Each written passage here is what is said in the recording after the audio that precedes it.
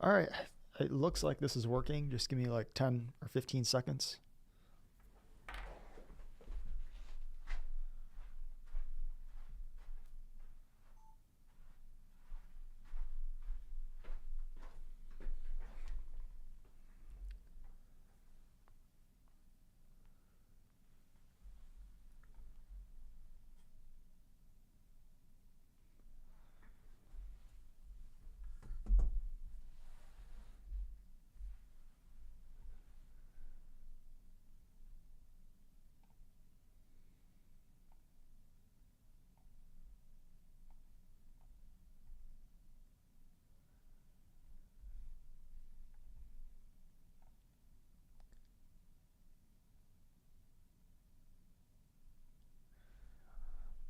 Hopefully, we will get started shortly.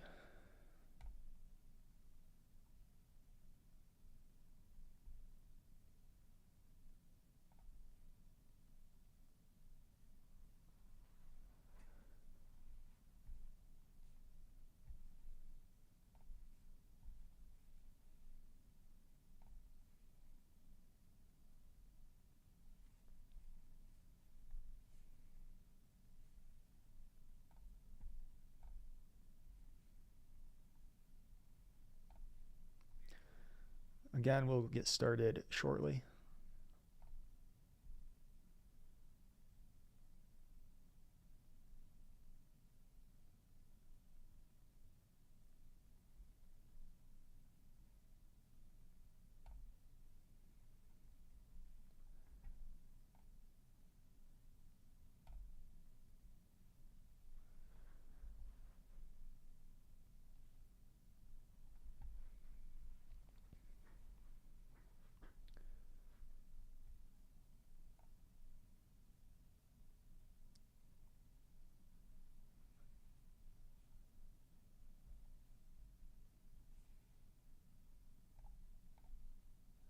All right, if you are watching on TikTok, today we're going to be talking about abortion. I'm going to go through a few things before we get started.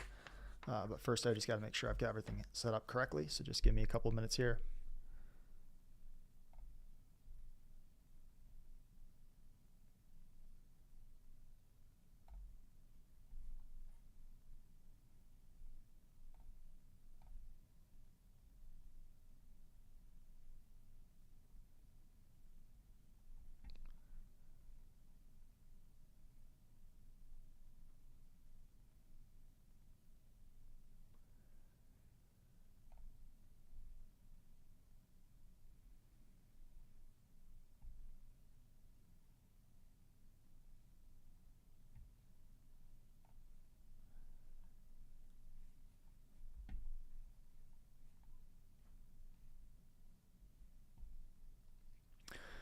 All right.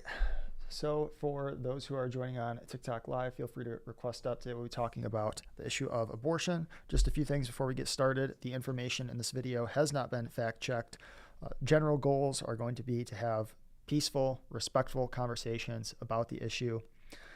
I'm not going to try to be overly combative or confrontational, though obviously if we disagree, then I'm going to explore that disagreement. I haven't done open online debates in a while, so I'm just trying to get a feel for it, so I'm not going to be pushing super hard.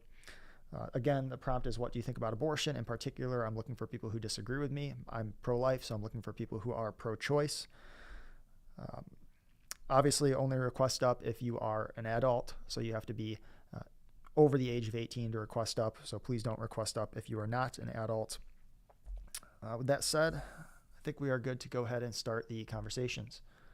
For those watching on YouTube, try to let me know in the chat if you can hear the other person. In the last live stream, I know that you guys had an issue where you were not able to hear those who were joining as guests, so do let me know if you can hear them.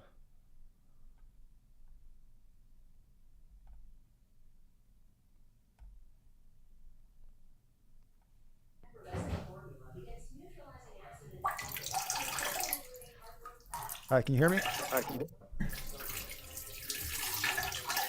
Can you hear me?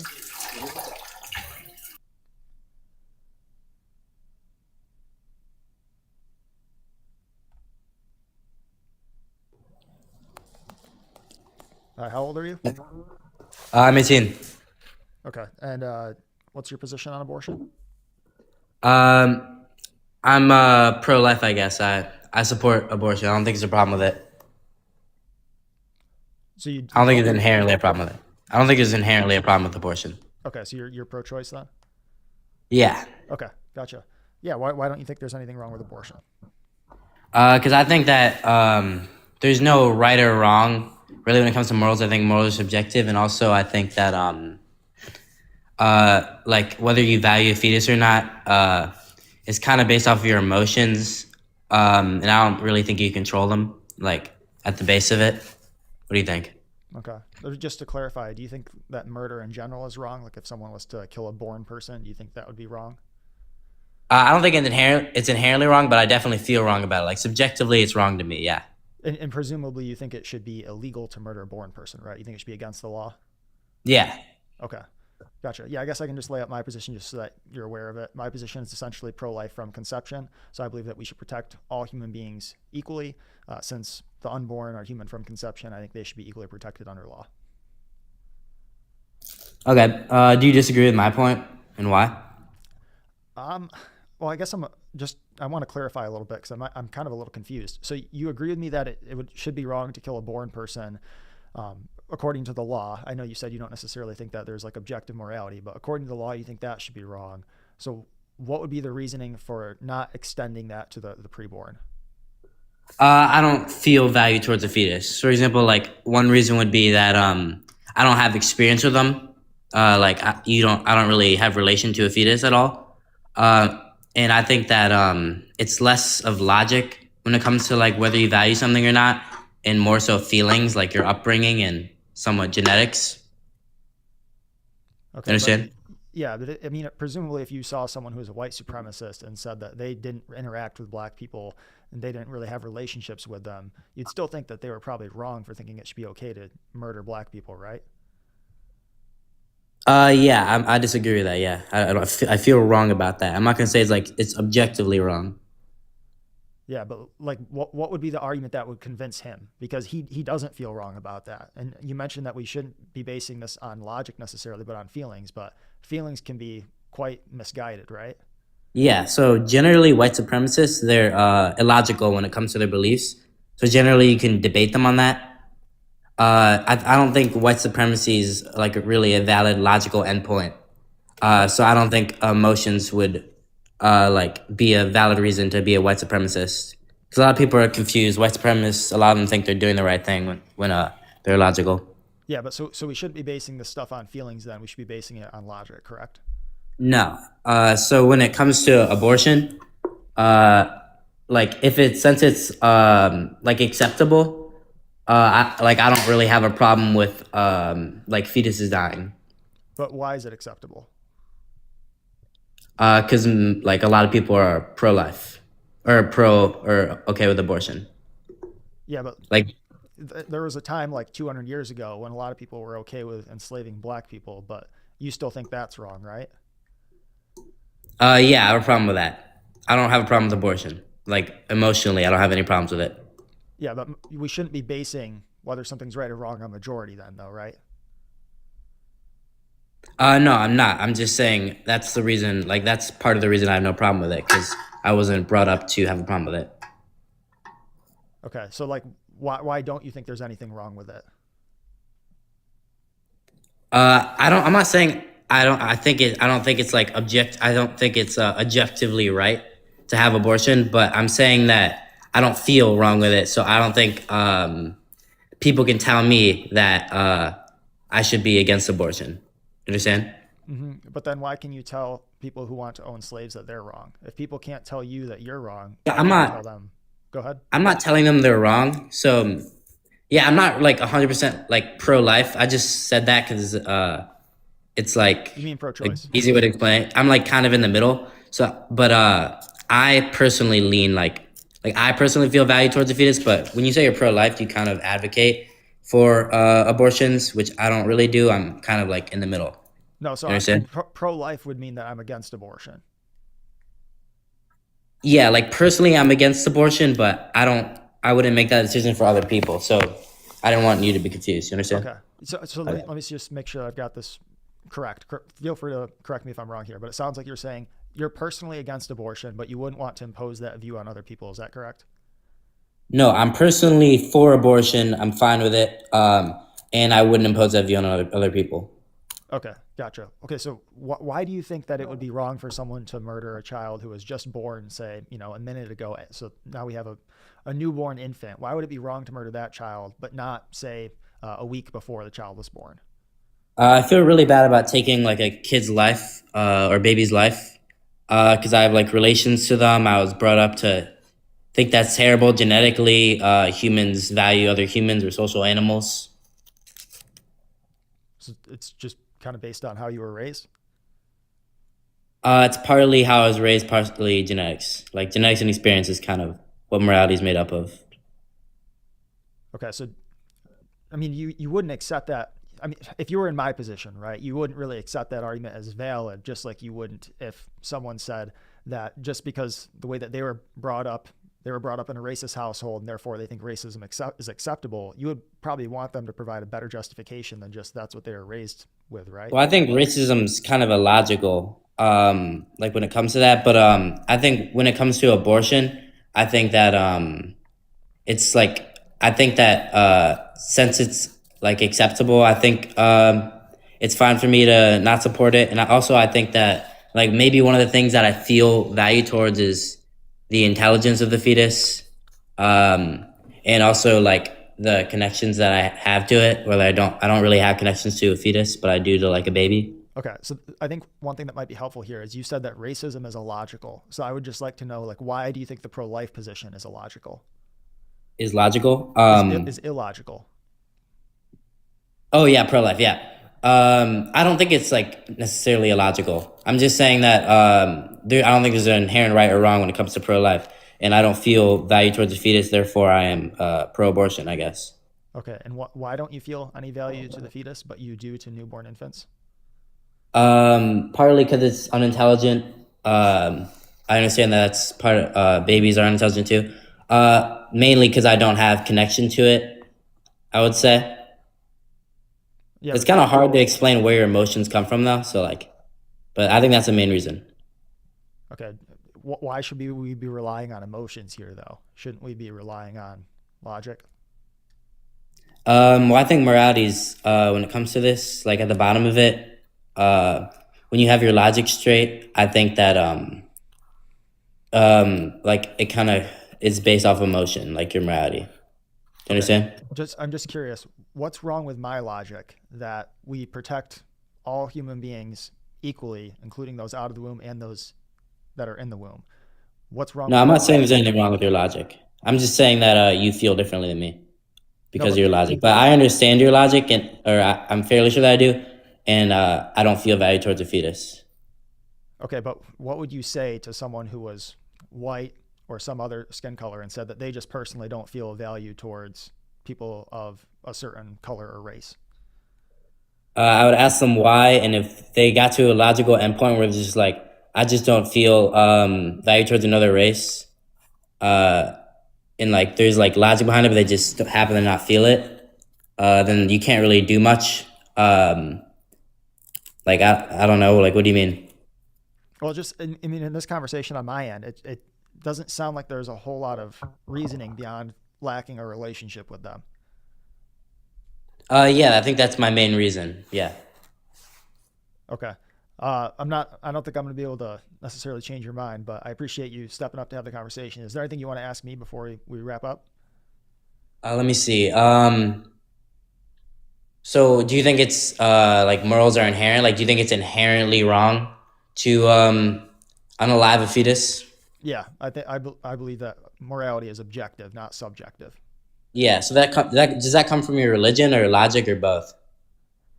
Um, I would say religion, Christianity. Yeah.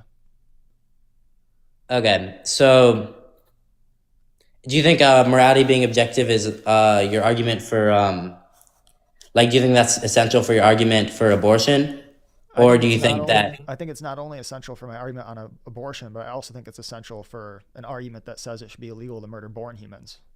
All right. So if your objective morality is essential for your argument on abortion, Then do you think that political figures should include Christianity in their lawmaking to ban abortion? Yes. Yeah. So I would say that we can't really live in let me rephrase that. Uh, every nation, every uh, country is going to have a God. Everyone's going to worship someone or something. And so, if there's no God above the state, if the state says there is no God above us, Christ didn't live a perfect life, die on the cross for sins, there is no God, well, then the state becomes God. So, my political position would essentially be that we ought to have legislators who are legislating in accordance with biblical teachings and biblical values. Really, I feel like atheists have very similar values to Christians. Like, there's no like evidence showing like atheists are way more immoral than Christians. Well, what standard are you judging the atheist by, though, is the problem. Just like regular people who identify as atheists and regular Yep. people who identify as Christians, not Christians who follow the Bible perfectly. Yeah, I just mean if someone was to say that atheists behave just as morally as Christians, they have to have a standard for what moral behavior is. Oh, like what is generally considered moral, like protecting humans, like being kind, respectful. I think these are common things for morality. Mm-hmm. Wouldn't like Like I protecting think there's a consensus. wouldn't protecting like the human rights of all human beings be something that should probably be included in sort of the standard that we're judging atheists and Christians by? No, that's actually kind of controversial when you apply it to abortion. But I think there's like generally people understand what you mean when you say moral or not. Okay. Do you think that it's possible that your sampling of atheists might be particularly from the West, and in particular in countries where Christians have kind of shaped moral teachings within that society for a significant period of time until recently, say like last 100 years? Yeah, probably. Okay. Okay, that's fair. Anything else you want to ask me before we wrap up? No, that was about it. Thank you. Okay. Yeah. Thanks for talking.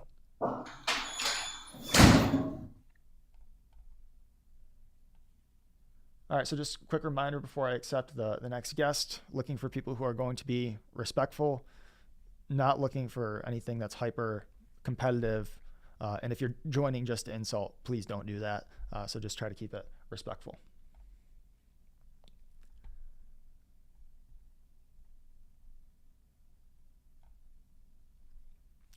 How old are you? This year. I feel like they're probably How old are you? Hi, can you hear me now? Yeah, I can hear you. How old are you?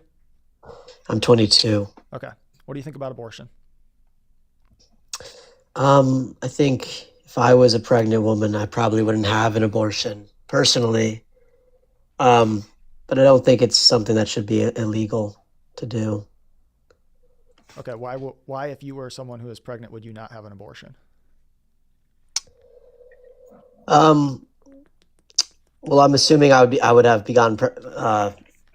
gotten pregnant by somebody I was in love with, somebody that I'd be willing to start a family with, and that's something I do want to do, have children in the future. So it just wouldn't be aligned with my goals to have an abortion, Okay. but Just it could reasonably be so for somebody else. gotcha. Let me just throw something out there. Curious to get your thoughts on it. If let's just say, just to clarify, are you a guy or a girl? I'm assuming you're a guy, right?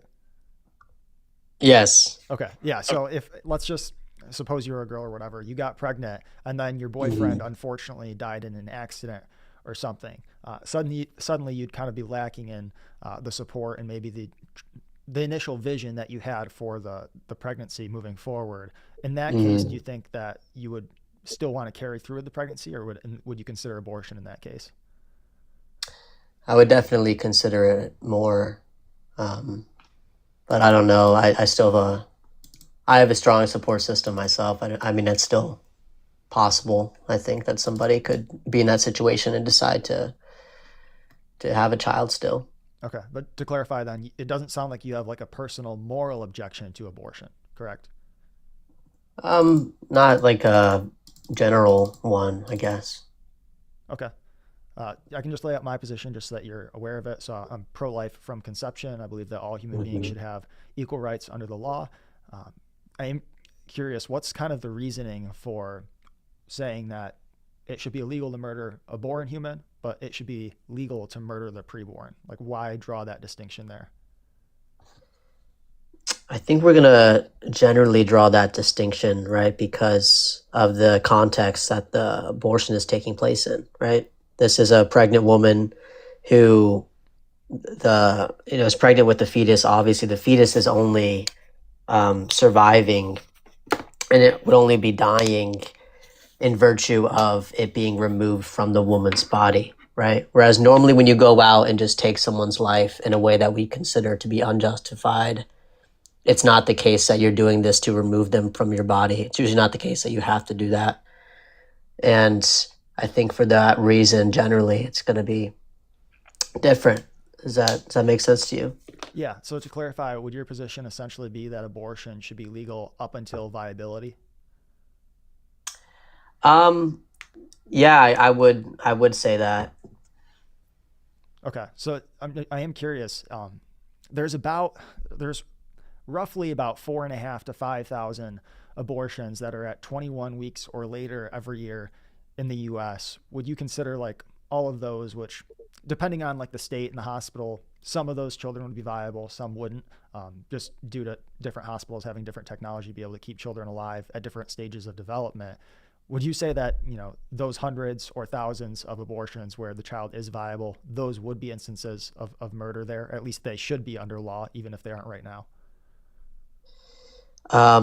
Yeah, I would say that's pretty fair. If someone can remove the fetus from their body in a non-lethal manner, and that's, readily available to them, then yeah, I think they're legally obligated to do that if they're seeking a removal. I couldn't Okay. say any otherwise, yeah. Gotcha. So it kind of sounds to me like you think what makes someone a person would be being viable apart from the use of someone else's body. Is that correct? No, I'm not really saying anything about being a person. It's more about, what force you're allowed to use in virtue of certain contexts, right? It's not that the fetus becomes a person at viability. It's just that at viability, this new manner of force becomes available that is no longer lethal, right? And whenever you're using force on somebody in the protection of your own rights, you're not entitled to just all sorts of force. You have to use the necessary force, or the force that is the least harmful on that other party. And at this point, after viability, a non-lethal force becomes available, so that means of force, therefore, is the one you're obligated to use. Okay. And to clarify, it sounds like your position would essentially be on the basis of bodily autonomy then, correct? Sure. Okay.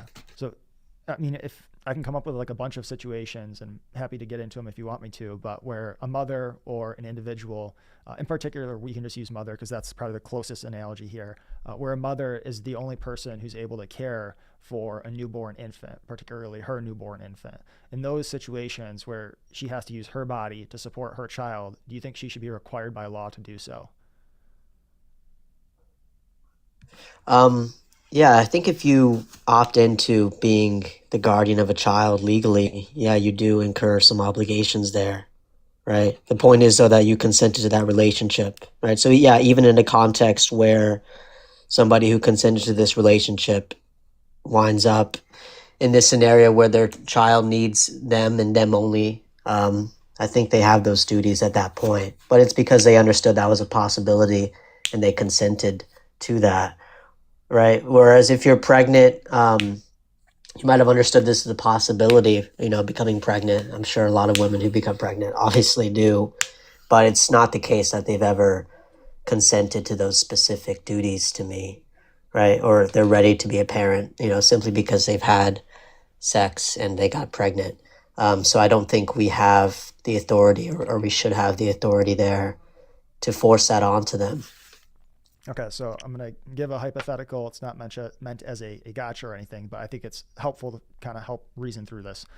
If a hmm woman didn't know that she was pregnant, she went and visited a cabin in Minnesota or Michigan in the UP, somewhere where it snows a lot, and she gets snowed in, and then she gives birth, and she never knew she was pregnant, so she never had an opportunity to get an abortion, and say that state troopers can't get to her for 2 weeks, should she be obligated to use her body to care for the child, such as through breastfeeding and things like that? Legally speaking, if you mean in the sense where she would be, you think she should be charged with murder if she doesn't? Yeah. Yeah, I don't know how I could say that, how I could get behind that, right? And I guess let me ask, do you think that obligation for you, do you think it would change if, let's say, instead of a child, she stumbled upon, a homeless person in a cabin in the woods, and she had the same ability, to sustain this person with her own resources? Do you think she has that duty to them? That duty to them. If it doesn't come at like a great cost to herself, then like yes. Like I think a better comparison, and I'm not trying to like dodge, but I think that this is more helpful, No. would be if she found someone else's child.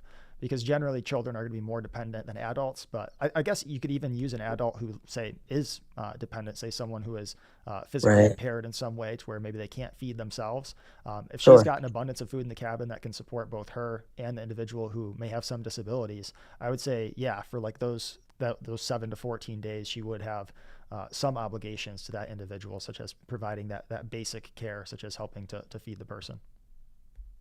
Yeah, and I think that's a pretty. I mean, I obviously understand the moral intuitions there, but if we're going to the extent to say you should be charged with murder if you go into a cabin in the woods, where you're about to go camping, I guess, and you stumble upon somebody who's like homeless, and now they need your resources to live, you should be charged with murder if you don't decide to help that person. I mean, what principle is this stemming from? It sounds like to me you're just saying, in the case where somebody might need your resources to live, you have an obligation to give them your resources, or else you're going to be charged with murder. I mean, this is setting up, to me, it seems like this is setting up forced organ donation. I mean, just a plethora of very unintuitive things in the legal space. Yeah, So so I that's don't why. think, just to clarify, I don't think it sets up forced organ donations. Like the scenario I mentioned would be like something like basic care, like helping to feed someone with disabilities. Say someone lacks Mhm. arms and can't, put their food in their mouth. You're stuck with that person for 7 to 14 days. I think it's reasonable to say that you can provide the basic care to the person. But I think the more closer analogy to abortion and the issue of, women being forced to use their bodies to care for their children would be the one where it is a woman who is unknowingly pregnant. And I think under your ethical framework here, your position would essentially say that if she's unknowingly pregnant and she gives birth, she can then neglect that child to death.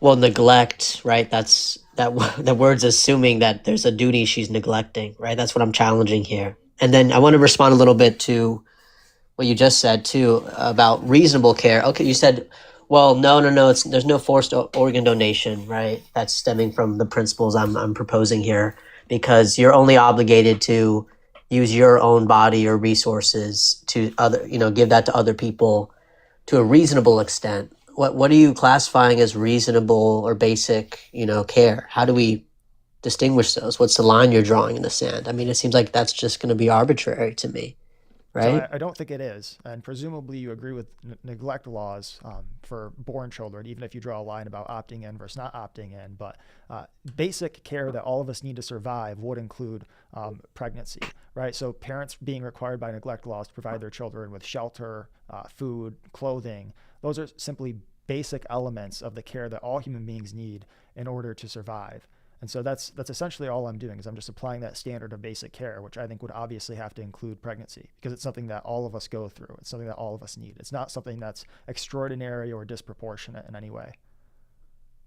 Well, when it comes to a stranger, because you said this, your ethics would also apply to strangers. I would have Not to in the be. same I way. would be. Not in the same way. So like I think that parents have obligations to their children that they don't have to strangers. But I also think that all of us can have some obligations to others depending on the circumstances. But they would differ from the obligations parents to have to their children. Well, I just want to know to what extent, like to what extent are random people, entitled to my body or my resources because they require them to live. Yeah, I think so. This would essentially get into like Good Samaritan laws, which I think, frankly, is like a different topic than abortion. That's why, like in the analogy I initially made, I tried to make it the woman's child because essentially the argument that I'm making is the basis of parental responsibilities, what parents owe to their children. The questions of like what obligations I have to someone who is not my child, who is unrelated in different situations, would essentially be a question of Good Samaritan laws. Like what obligations do I have to help someone else who's unrelated to me, who I don't have a responsibility for?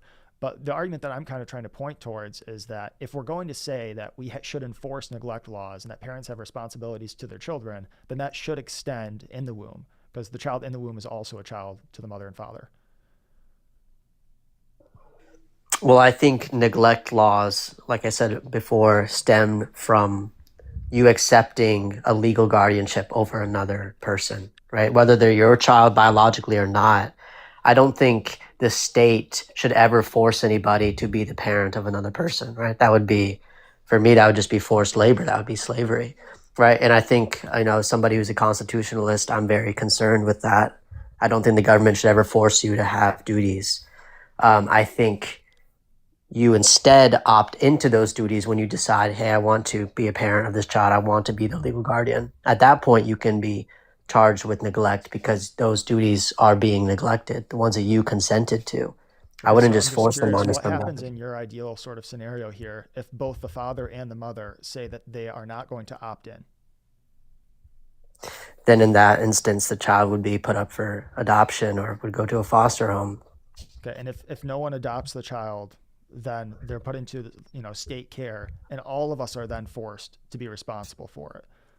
So it seems kind of odd to me to say, like, we have two people who in 99.5, 99% of scenarios are clearly the two actors who are responsible for the creation of the child, and yet they can opt out. But everyone else in society who had no bearing on whether this child came into existence, they can't opt out. It seems weird to say that the two actors who are primarily responsible get to opt out, but people who are unrelated to the scenario don't get to.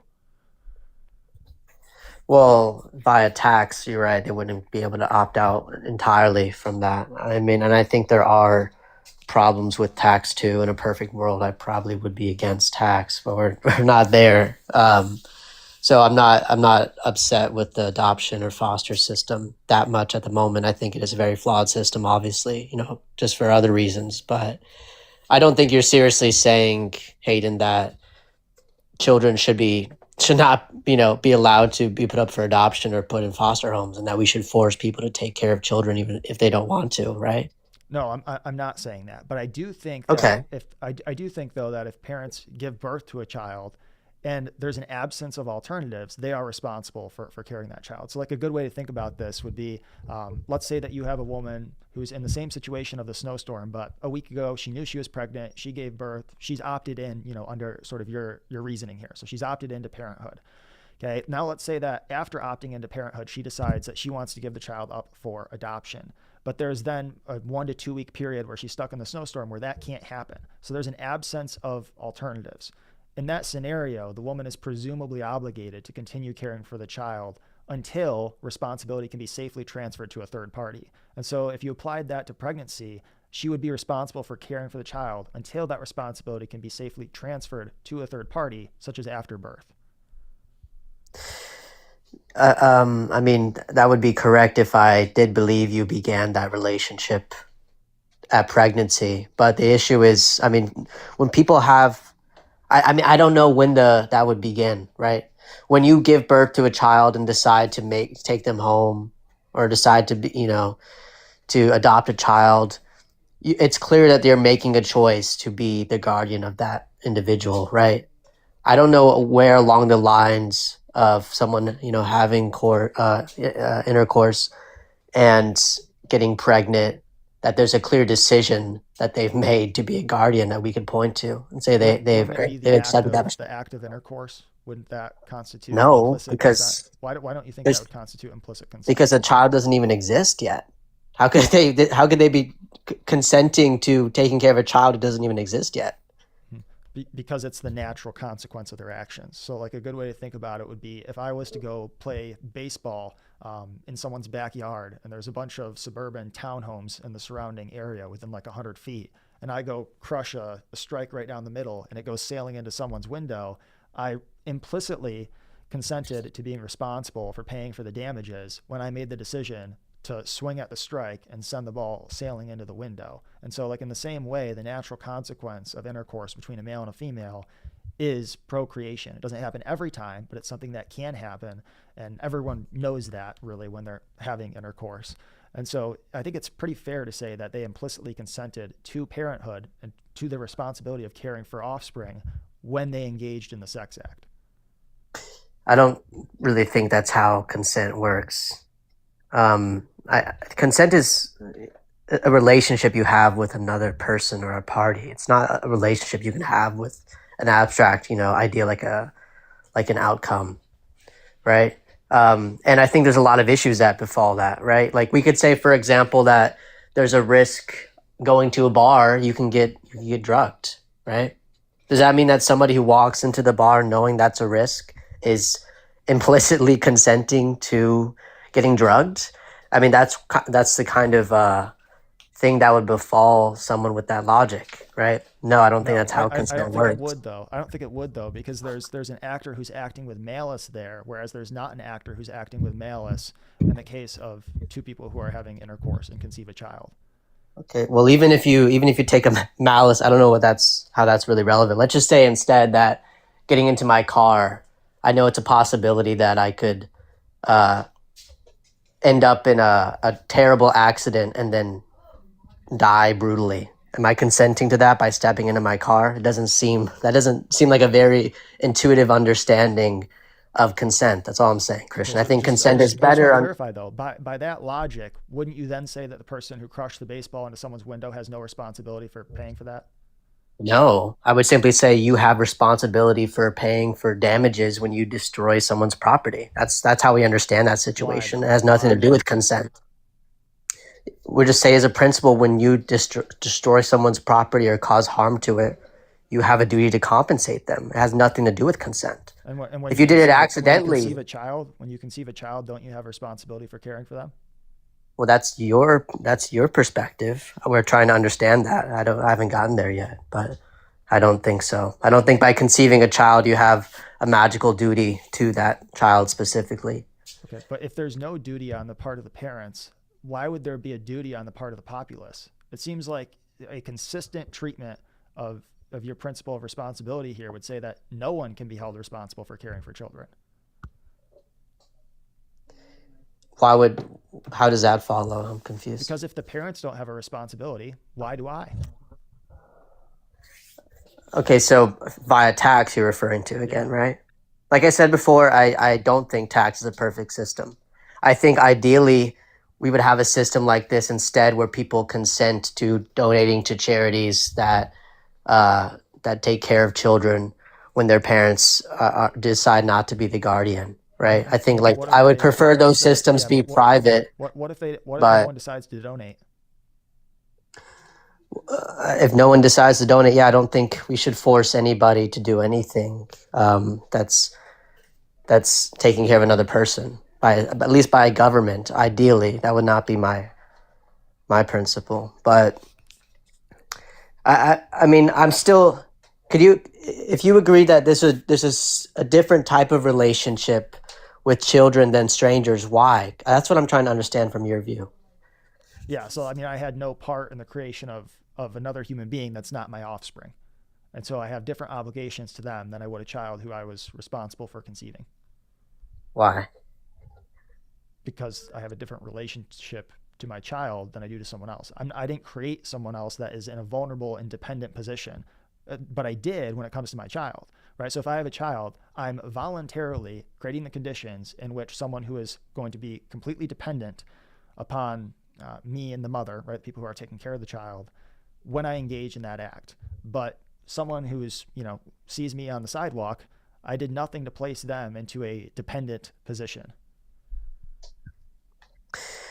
I mean, could you think of an example outside of pregnancy where this would matter to you, where like putting someone in a dependent position would incur some special obligation towards them? Yeah. So I think that if someone was to so from my understanding, this isn't what happens under our current laws, but I would actually support changing laws so that this would take place. If someone was to go intentionally try to murder me, so they try to kill me, I'm then placed in like a dependent state. They like stabbed me or something, and I have an organ that is failing, and the state goes through due process. This individual gets convicted. They exhaust all their appeals processes, and suppose that they have the only organ that can be used to save my life, I think it actually would be justified for the state to say, we're going to take the organ of the person who tried to kill me and give it to me, because if they don't do that, then I die. And I think in a just society that someone who murders someone else should get the death penalty. So in that case, they're saving both lives.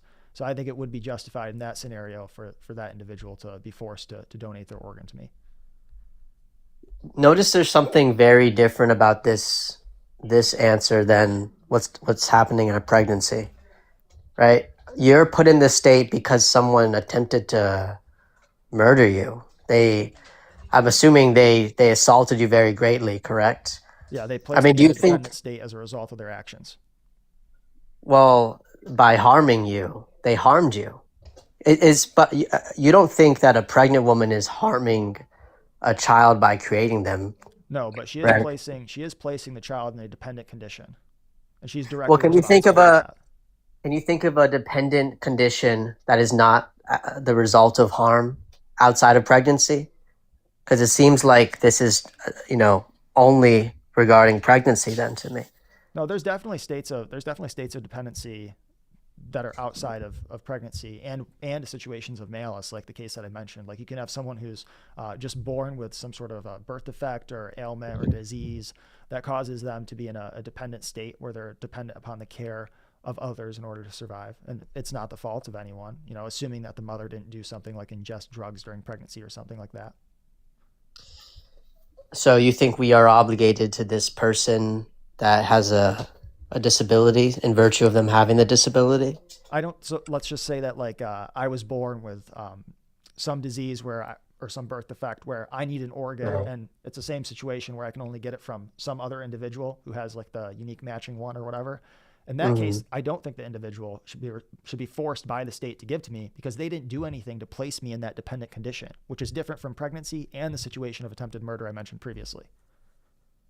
Yeah, I'm asking if there's a situation where you put someone in a state of dependency and that this is not as a result of pregnancy or as a result of harming that person. And you think is there a case like this in the real world to you?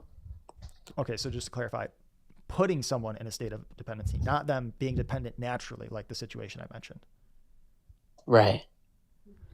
You could think of situations where like it's a genuine accident and something wasn't done with intent.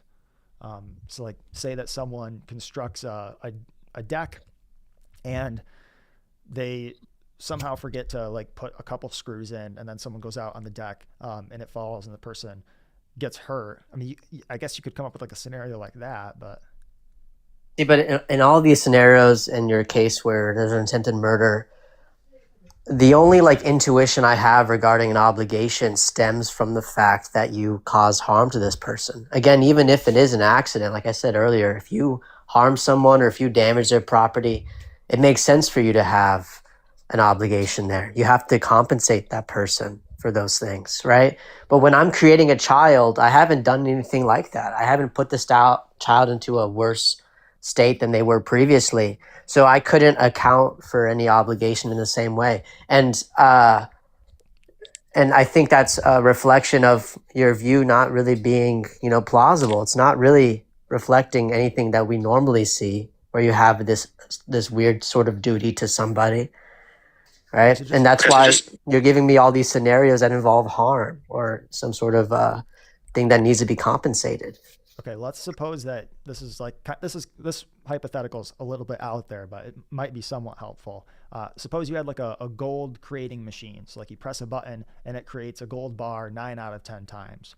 But 1 out of 10 times it creates a 3-year-old toddler or a 2-year-old or a 1-year-old. Would you have any obligations to the newborn infant that is created 1 out of 10 times when you press the button? I don't think you have any more obligation than you would have over a fetus. No, I don't think this scenario is really different enough to help us decide whether your principle is one that applies on a broad level or one that is intuitive outside of this scenario of you creating somebody. I don't think I can think of any scenario where I'm putting someone in a state of dependency and that incurs some obligation towards them, except like you were giving scenarios where I've harmed somebody or caused I don't know, damage to their property So in just to some way. clarify, with like the button pressing thing, you think that if you press the button and you knew beforehand that it had, say, like a 1 in 10 or 1 in 20 chance of it being a newborn child, you think you don't have any moral obligations to that child, it would be acceptable to neglect them, resulting in their demise? Well, again, neglect, when the word neglect assumes that you have a duty. So no, it wouldn't be okay to neglect any duty. Right? Yeah, I'm so you don't we're think you'd have arguing you whether don't think there you is would a have a duty duty to here. care for them, right? Well, I don't think you would have a specific duty to care for this child. I think if you decide I don't want to take care of this child, someone else would come and take care of it, assumedly, if you're pressing this button and spawning children. Um, but like I said, I don't think this is really different enough from the pregnancy scenario we're debating already to change our, to test our intuitions, really. Okay, Um, I think it is. I'm not sure how much more I can add on this. Is there anything that you want to ask me that you think is sort of wrong with yeah. my position before I maybe move to another guest? So you think there is at least some extent to which the government should force us to give our body to other people if they need it to live, correct?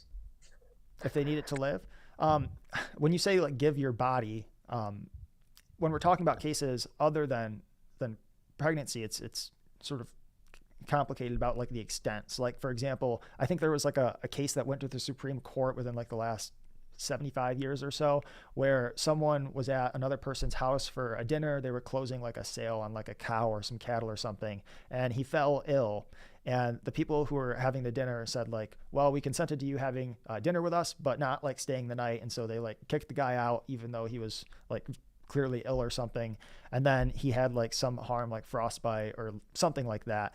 And he was able to actually sue them, and he was able to get some like recovery for damages or something. And in the case, I believe that one of the judges said something along the lines of, due to his condition and that you knew of his condition, like the basic human morality obligated you to actually like allow him to stay like on your property for a certain amount of time.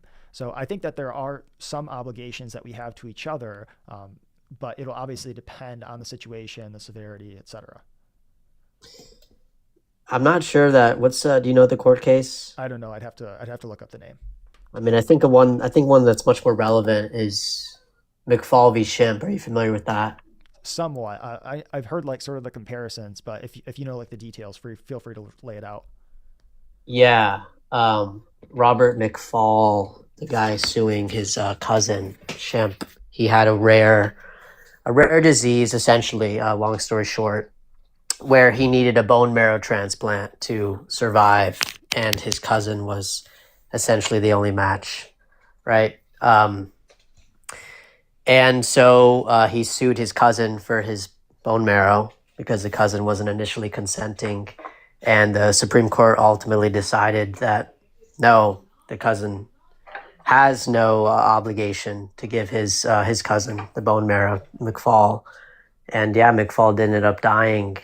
But yeah, I think I generally agree with the Supreme Court that the fact that someone needs your body to live doesn't entitle them to your body. I kind of just hold that as a general principle, and I think that is pretty fair. I think that's pretty intuitive. And I guess, is that our primary disagreement? Well, so I would agree with like the ruling there. I don't think that someone should be forced to give their bone marrow when they were not the one who's responsible for placing the individual in a dependent condition. But that's completely different from pregnancy, which is basic care, it's proportionate care, and the individuals who are responsible for the existence of the child, the mother and the father, one of them, the mother, would be the one who would be, helping to use her body to provide care for the child, which she also does in the 18 years after birth through neglect laws. So I think the distinction there would be relationship is very important. A difference of someone's cousin versus someone's child who they were responsible for conceiving. And then also the type of care. In the case of pregnancy, that's basic care that all of us need to survive. It's something that's typical. It's something that's proportionate. So I don't think that it's as analogous as you maybe think it is. Well, I'm trying to, when you say basic care, what are the conditions that establish something as basic care or not? Yeah, so this might be an oversimplification, but I think one way to think about it is just what is the care that every human being needs to survive. So those would be things like shelter, food, water. In the case of pregnancy, gestating in your mother's womb until birth. Okay, so housing, so just like the general things that people need to survive. So just What to if what clarify, if someone needs? particularly that would be the responsibility parents have to children because Okay. they're the ones who are responsible for the dependency condition of those children until they reach maturity, which would typically be around age 18. So once someone's 18, right, they can leave the house and parents no longer have those obligations because that child's now no longer going to be dependent on the parents for providing food, shelter, water, etc. So but it wouldn't be only children, right? You said in a scenario where you stumbled upon like a homeless person who needs care from you to survive, you would also be obligated to them, right?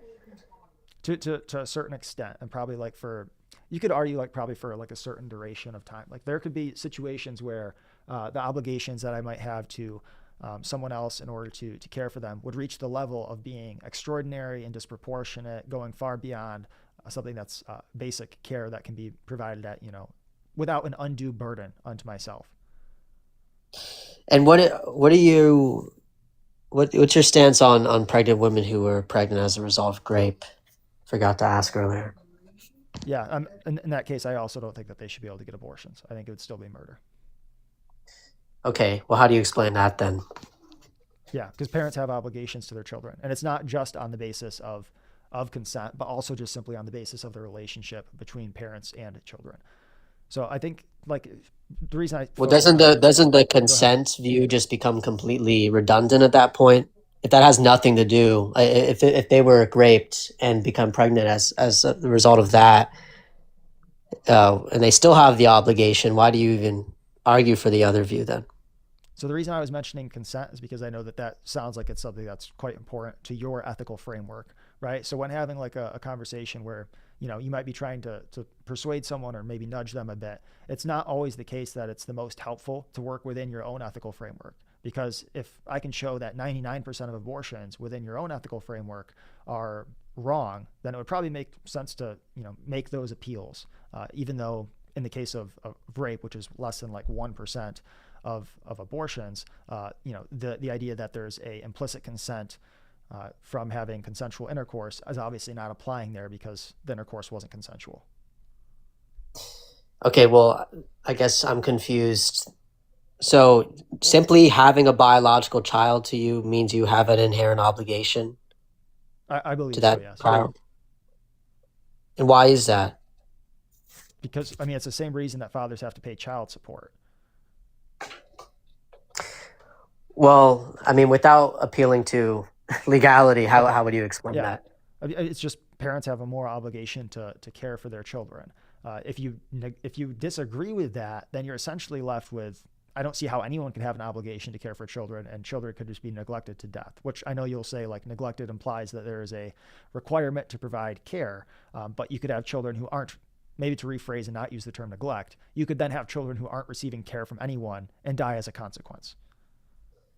I mean, I could just say like I'm a communist, and the reason I am is because if not, there'll be a bunch of people that will die as a result of them not getting the resources that other people are hoarding, right? Like there are obviously billionaires or wealthy people, just more generally, who could keep a lot of other people alive by us forcing them to give up their resources, right?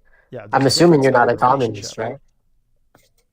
Okay, well, you just said, that they would die if they're not taken care of. That's true of other people too. I'm asking what specifically is creating the obligation in this relationship? Okay, so for one, you could kind of just argue from the absurdity on like the contrary in this perspective, because if I assume that there is no obligation that parents have to their children as a result of the relationship that's there, then I'm kind of left with children can just be um, denied care by anyone and everyone and die as a consequence. I think that's really just so absurd that it can be kind of taken as not being the case, and we can assume rightfully and justfully so that parents have obligations to their children. But again, by that logic, if it's an absurdity that people are dying as a result of them not getting the resources of others, by that logic, we should force everybody who's wealthy and has an abundance of resources to give their resources up to other people to prevent death, right? That's Right. why I'm So saying this is not explaining any specific obligation. between a parent and a child biologically. I think that it is though, because if parents don't have that obligation, then no one does. So like the That's difference, not true. the reason why I I don't could think say that I could say you have an obligation to your cousin. We can make up any random amount of except that I obligation. didn't place my cousin in a dependent condition, but a parent Okay, did. that's irrelevant to you. You said even if someone was raped and impregnated as a result of a rapist, they are still obligated as well to the child. Sure. Yeah. They didn't. That's They my never point. consented, right? So I'm still just trying to understand why that relationship creates any special obligation. Yeah. I mean, again, I would go to that parent. I mean, maybe this is just something that I hold like in principle, and maybe we just disagree Okay. in principle on this, but I think it's a good principle to have that parents, because of their biological relationship to their children, are obligated to provide basic care to their children. Yeah, if you just hold that axiomatically, that's fine. I understand. But in that case, I don't think I have any other questions for you, Hayden. But I did enjoy the discussion. Yeah, I did as well. Appreciate you hopping on to talk. No problem, man. Have a good night. You too. All right, so just a reminder before I accept another guest, looking for people who are going to be respectful, good faith conversation, not hyper tense or aggressive or anything like that. So if you're joining just to throw insults, then please, I guess, remove your guest invitation. I am going to quickly check to make sure that everything's going smoothly over on YouTube, which it appears that it is. Let me just make sure. All right. Yep. Looks like everything's working over there as well. All right. Next guest.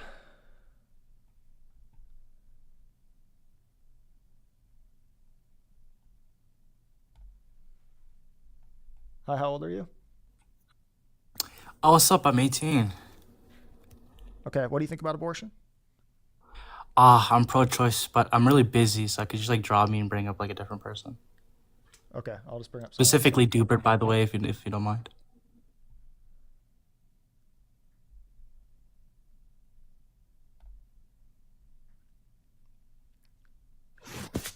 How old are you? Hello, I'm 18. Okay. I'm not sure that she's 18. Didn't really sound like that.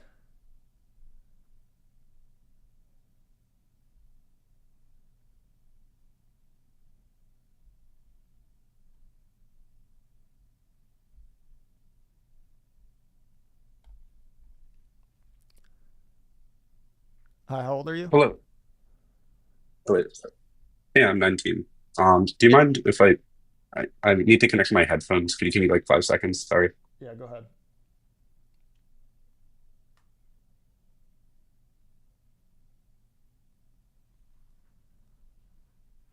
Yeah. What's up, man? How are you doing? I'm doing good. What do you think about abortion? Um, yeah, I mean, I think it's probably morally permissible in most cases. Okay, why is that? Well, I think when we look at how our actions affect other individuals, we often try to cash it out in terms of harm. And I suspect that the harm being done to the mother probably supersedes that's being done to the fetus in the earliest stages. And in virtue of that, I think that is going to be morally permissible. Okay, just to clarify, what are you using to measure harm here? Yeah, I mean, I'm a pluralist, so I think there's different, tons of different, theories. But broadly speaking, it's going to be some sort of counterfactual account where we look at two different worlds. We could also look at things like the interests as well as sort of the total net amount of well-being that's being lost. Okay, interesting. Is the basis for the unborn child not necessarily having as much harm, possibly that they're not sentient or not conscious or something along those lines? Yeah, roughly. It seems that obviously it seems that they can be harmed, but it seems like some of those harms might not be morally relevant. And even if, some are, it seems that the greatest harms that we talk about when we talk about, people being harmed, people being put in these states, is generally going to be some sort of phenomenal harm, which it's not capable of having. Okay, what do you mean by phenomenal harm? Just having to do with mental states, Okay, like some gotcha. sort of psychological harm. Yeah. Okay, And is there like a cutoff for your position on abortion, like past which you think it should be illegal or would be immoral? I mean, I'd probably defer to some sort of scientific judgment, but if I had to go for some sort of legal principle, it would be roughly like 20 weeks, Okay. because that seems to be employing some sort of precautionary stance. Am I correct in assuming that that's kind of where you think consciousness probably starts to form? Yeah, yeah. Now, if we do have new evidence, obviously I'd update on that. Okay, gotcha. Um, so it sounds like your position would essentially be on the personhood of the child. The reason I say that is because if it was based on bodily autonomy, then it would seem to justify abortion up to birth. But it doesn't sound like you're willing to go quite that far. So would it be fair to say that you think once consciousness comes into play, personhood begins, and therefore abortion beyond that point would result in more harm to the unborn child than it would to the mother, and therefore abortion past 20 weeks would be unjustified?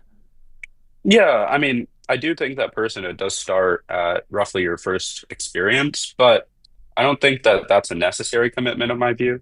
But yeah, I mean, broadly speaking, yeah, that's construed properly. Okay, gotcha. Do you consider like it wrong to harm like non-human animals, for example, by like Yeah, okay, so just clarify, are you like vegan, vegetarian, or yeah, yeah, vegetarian. okay? And do you think that we should impose that view in law as well then? Yeah, I do. I think that, if we look at the meat processing industry right now, it's really abhorrent. And I think, we should fight for animal rights as well. They have experiences just like us, and it seems kind of wrong to kill them. I don't really see a moral difference between them and humans, such that it would allow, torturing them for food. But we shouldn't kill them at all for food, though, right? It's not even just about like humane conditions. It's like, wouldn't it be beyond that? Um, yeah, I mean, I will say I'm slightly more agnostic on that due to certain considerations regarding how connected they are with their future, but probably not. Like, I mean, pigs are pretty intelligent. They're pretty social creatures. I don't think that you should be unaliving them. Okay. And do you think that we should be giving welfare to non-human animals who are also sentient, like we have, for example, WIC benefits, which are like the Women, Infants, and Children program, where we give transfer payments, and SNAP benefits are another example where we give transfer payments from government through taxation to children who are at roughly similar sentience levels as not some non-human animals. Um, I mean, that seemed to turn on some questions about political philosophy that, I mean, we probably don't need to get into. But look, if the question is going to be, am I right in saying that this sort of line of questioning you're trying to go down is what would be the difference between some sort of pig and a roughly analogous, human entity with like the same mental life? Is that what you're trying to get at? Yeah, it's essentially like if we're basing personhood off of consciousness and sentience, then that's going to apply to some non-human animals as well. And if we want to be a society that treats all humans equally, then it would seem to extend not only to making it illegal to murder non-human animals who are sentient, but also to putting them essentially on like a similar playing field in terms of entitlements and benefit spending to humans who might be injured or are young. Yeah, so I don't think that's true, and I'll try to explicate why. It seems that, yeah, I mean, if we're going to be treating, animals like cows and pigs as persons, they're entitled to certain moral entitlements, but that isn't to say that they're on the same playing field as roughly, analogous humans with the same mental lives. And there's going to be a couple of reasons for that. The first is going to be the psychological connectedness to the future, right? When we see the ability of humans to differentiate their experiences from one another, they have stronger ties to their future, as well as a greater amount of future experiences and more robust consciousness happening in the future, plus other sort of prudential concerns like, social bonds and other things of that nature. It doesn't really seem that these two would be analogous. It kind of seems to just say, look, we should treat them both and have some sort of sufficient moral consideration for both. And then humans have, more than that. Yeah, so just to clarify though, a lot of what you just laid out would only apply for it would apply for most human beings. I'd acknowledge that, but there's going to be some like injured born humans who might not ever develop in the normal course of human development, and so they might be forever, not forever, but for the duration of their life at sort of the rationality level and the consciousness level of some non-human animals. But presumably you think they should still be entitled to, the same government benefits as those young human beings who are at sort of that same level of rationality and consciousness, right? I mean, this would turn on some other questions regarding, how they interact with society and the purpose of government. So the big point is it seems that, humans, just in virtue of the way that government is set up, have a more foundational role inside of the government, right? Like we play a larger role in society. So maybe there might be something going on there. But I would probably say that, like, if we're going to be focusing on the normative position, it seems that they're both equally harmed by death if you just normalize all the mental facts. It doesn't seem that, just because one has a different DNA set, that they're vastly, more harmed by death. That I don't really take that view. Okay, I guess I'll try to take it back to abortion here. Do you think that someone could be harmed without ever being consciously aware of the harm? Yeah. Okay, could you give me an example? Of just any entity or just, like a human specifically? Yeah, I mean, we'll do human specifically. Well, I mean, it could be, let's say, for instance, you as a young child, or like, let's say while you were developing in the womb, your mother was drinking or something, gave you fetal alcohol syndrome, and you were cognitively impaired such that you could no longer, you couldn't reflect on that or something like that. I don't know. That seems to be a harm. Or, in the case of humans developing anencephaly, that seems to be harmful. Yeah. Okay, quick question on that. That's an interesting point you made about how, like, if a woman takes a certain substance, it could cause damage to the child even before they're conscious, and you think that would be ethically wrong. So, like, if a woman gives birth and it's clear that she was taking some substance that caused significant harm to the child, and it's shown in a court with due process that she did that intentionally, do you think that she should face some sort of consequence for that legally? Um, like she did so like intentionally and like knowingly. Yeah. Yeah, probably. Okay. To me, one of the problems that I see with, like, the personhood at consciousness thing is, if law enforcement and the state is given a choice between harm to no person and harm to a person in the future, it would seem like we would typically want them to opt for harming no person. So I kind of feel like your position would say that if law enforcement found out that a woman at 15 or 16 weeks pregnant had been taking substances known to cause serious harm to unborn human beings, that it could be justified for them to actually force her to get an abortion, because they're choosing between either harm to no person or harm to a person in the future. Well, I'm just curious to get your thoughts on that. Are you asking me, let's say, we have knowledge that this woman has given, let's just say it's FAS, fetal alcohol syndrome, just to keep it consistent, maybe. And you have knowledge about this, and prior to sentience, you're asking, do you think that you ought abort this? Yeah, like, should the state say that the woman has to abort the unborn child because it's not a person, and the state is faced with the choice of harm to no person or allowing the pregnancy to continue and there being harm to a person in the future? Um, hmm. I'm not too sure, but I mean, probably intuitively, I would say that you probably should get the abortion. Like, I mean, I think that's probably what you should do. I don't know. Like the one part that's kind of weird is like the forcing a woman to get an abortion. That might turn on some like autonomy considerations that I have, but yeah, I don't know. I'd say I'm probably like my intuitions probably lead me to say like, yeah, I should probably get the abortion there and probably force them, though I'm a little bit more iffy on that part.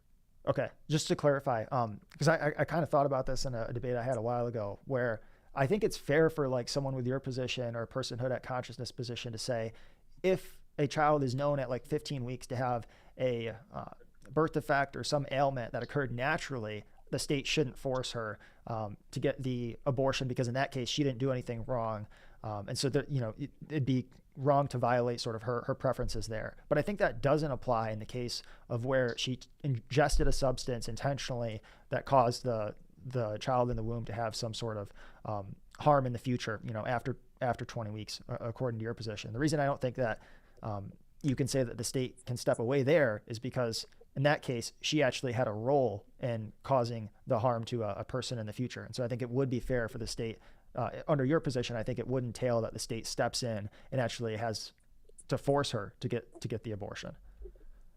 I mean, this also kind of gets into like the eugenicsy area of like, should we be doing this? But I don't really see that great of a wrong maker here. And as far as the person and stuff goes, any any other views regarding personhood that, don't stem from sort of mental states, I think those views just kind of collapse. So it seems that, maybe it has some sort of weird normative implications, but I'm pretty skeptical of using these normative implications that don't seem completely ridiculously absurd on face value to start, making metaphysical claims about the nature of persons, if that makes sense. Okay, I'm just curious. What do you think is sort of like absurd about my position, where it's persons are human beings, which would be from conception? Well, are you meaning to say that a person is identical to a human organism, like an animalism view? I'm not sure like what animalism is, but my position would be Yeah, a person is a human organism. yeah, yeah. I mean, so broadly speaking, so animalism is just the view that, we are human organisms. Like as long as the human organism survives, we survive. Those are sort of the conditions. Now, the most famous defeater, or at least what I think, and I wonder if you've heard this before, is some sort of transplant intuition. So imagine that, I take your cerebrum out of your brain, and your cerebrum is what contains your conscious experience, your mental states, your psychological profile, and I leave behind the lower brain, which is what kind of maintains organism structure and keeps your organs like operating, all that stuff, right? So I remove your cerebrum. The organism is still alive. It's being kept alive due to the lower brain. And I transplant your cerebrum into another organism which was lacking a cerebrum, so kind of just an empty husk. Now the question is, that organism wakes up, has all your memories, walks around, goes home and it's like, talks to your family, whatever. The question is just where do you think you went? Do you think that you're in the one that lost the cerebrum, or do you think you're in the one that is currently walking around? So you're not like this. I'm happy to maybe come back to answering that, and maybe you can re-ask it again. But here's why I don't really feel like that's that good of a question. I think that humans are pretty much mind-body unions. Now, obviously, like there's a certain point in the beginning of development where we lack a mind and we are just a body. But when we think of what makes us a person, if we are to say that that's just our mind, then it doesn't really make sense out of how we treat harm to our bodies, right? If someone comes up to me and they saw off my arm, we would typically treat that as a crime against me as a person, not just like a property that I inhabit, or like if someone was to damage my house. Instead, we would actually view that as what makes me me is not just my mind, but rather a combination of mind and body. And then prior to consciousness, it would just be body there, obviously, until a mind is developed. But what would actually make me me is organic unity, the fact that there are parts working for the good of a whole. But under your view, if it's just a mind, I don't understand how anyone can make sense out of crimes against someone as a person through harm to the body. Yeah, I mean, I did if you could just answer the Okay. transplant intuition, and then I'll answer both of them Yeah. together. Yeah. So to clarify, it sounds like it's if sort of like upper level brain activities, such as like consciousness, memories, all that was transplanted from my body into another body, which one would be me? Yeah. Yeah. So I would honestly think that it's essentially like they're both me, because for one, you can't really do that in reality at this point, and I kind of doubt that you ever would be able to. But even if you could, it would essentially be my body would still be left in person A, and the mind would be in person B, assuming that there's organic unity in both. There would essentially have uh, been there'd be two persons there, one with what was my body, one with what was my mind. But I don't think this is particularly helpful because it's not even possible as far as I'm aware. Okay. So I'll answer the first critique of my position, and then I'll Okay. talk about why I think the transplant intuition does pose a problem to your view. Okay. Okay. So for the first part, it seems that my view can fully commit to this due to kind of taking what's known as a reductionist picture, where all reductionism is saying is when we talk about terms, whenever we talk about some term, we're just saying that, it can be reduced to that non-term. So, okay, when we talk about persons and persons like continuing and personal identity, these sorts of concepts can be broken down into non-personal terms. So if you want a similar analogy, we can think about how we talk about nations. Let's say, for instance, you say something like, France has just invaded Germany. Well, what you're talking about there is, the political structure of France, and the nation state of France has declared war on Germany. Now, you can also say something like, France is roughly hexagonal. And when you say that sentence, what you're saying is the landmass is, in a shape that roughly resembles a hexagon. Now, that doesn't mean that France is either a nation state or a hexagon, right? That's not what that means. It just means that there's, sort of different ways that we refer to them. Now, to bring that back into my theory of personal identity, all we're saying is that, let's say we have some sort of organism with a mind, the entire thing in totality, the mind and body, are the person, right? I'm not committed to the view that, it's just certain regions of the brain. It's an embodied mind or an embodied person. And, we see this in how we talk about, personal terms like I or me, right? Oftentimes, let's say you bumped into me and you spilled some sauce on my jacket. I'd say, hey man, you spilled something on me, right? So I think we can see that. And I'm happy to hear what you think about that. Now, for the second point about animalism, yeah. So the first issue is you can't be in both. And the reason why you can't be in both is, I mean, it violates this law. It violates this law of diachronic identity of you can't just start branching off because you'd be committed to things like I'm in two places at once, which I don't think is possible. You'd be committed to saying things like, let's say someone puts a robot brain in the other body and it goes and unalives someone, then you should be and that's just going about your life. You should be penalized, right? So that's completely like that doesn't seem to be a good view. And the second point about it not being possible right now, yeah, that's completely fine. I mean, it could be not possible right now. It's just meant to sort of tease out your intuitions regarding these cases on what we really matter. So sorry I talked for a while, but I'm happy to. Yeah. So just one question, kind of on what you mentioned there. Do you think it would be fair for someone to say, my body is in that body, and my mind is then in a different body? Okay, what is my doing here, right? Because when you say my body, that you have to you're presupposing that there's some person which has some ownership over the body, right? So you have to be in one location, right? When I'm asking where are you, and you say my mind is somewhere, that just pushes the bumper on the rug.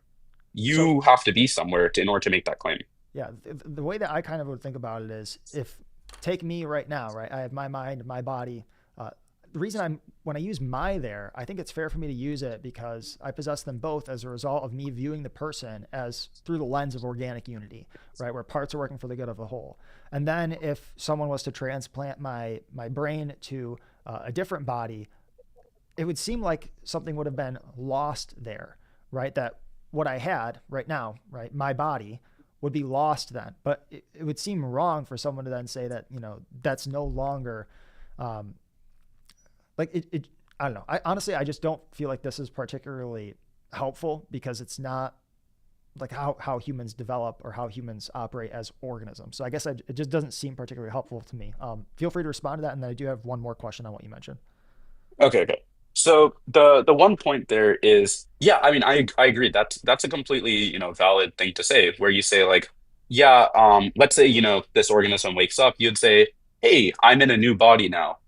Oh, my old body is over there. That's completely fine. But that is under the assumption that you at the original time are now in a new body, right? If it was the case that animalism was true, you wouldn't be in a new body. You would have just lost part of your brain. That's the whole critique that's being made. The whole critique is we intuitively want to say that, it seems that you get a new body. It's almost like, you change out your mech suit or something like that in a video game. We think that that's what happens, or at least that's what our intuitions are saying. But under animalism, you'd be committed to saying, yeah, all that happened is I lost part of my brain. And then this new organism gained part of its brain. That seems a bit implausible to me. So that was the only critique that was being made there. Okay. One thing that's worth adding. I mean, like in these conversations, I don't always appeal to Christianity, but I'm assuming you don't necessarily want to go there because it can sometimes get sidetracked. But from the Christian worldview, it would be argued that there's something immaterial about human beings as persons as well. But I don't necessarily want to go too far down that line. I'll let you respond to that, and then I will ask the question I was going to ask earlier. Okay. I mean, as far as like dualism goes, or like theories about the soul, I think those are probably false, just due to some sort of like interaction issues between immaterial and material things, as well as it seems like most things can kind of just be explained away with, it seems like most things can just be explained away with physical terms. But if it's a commitment of, your theology, yeah, that then it seems fine. It seems like you have good reason for believing that. So yeah. Okay. So the question I was going to ask is one thing that is a bit confusing to me am I okay in assuming that you're like an atheist materialist? Yeah. Okay. Physicalist, like Yeah. broadly So I mean, speaking, yeah. one thing that's a bit confusing to me is when like materialists argue that consciousness is meaningful or matters or is what makes someone a person. Because if all that there is matter, then consciousness is really just like a chemical and physical reaction. Just like if I took like a soda bottle and I shook it up and then I popped the lid and it fizzed. In both cases, it's just chemical and physical reactions. There's really nothing meaningful there.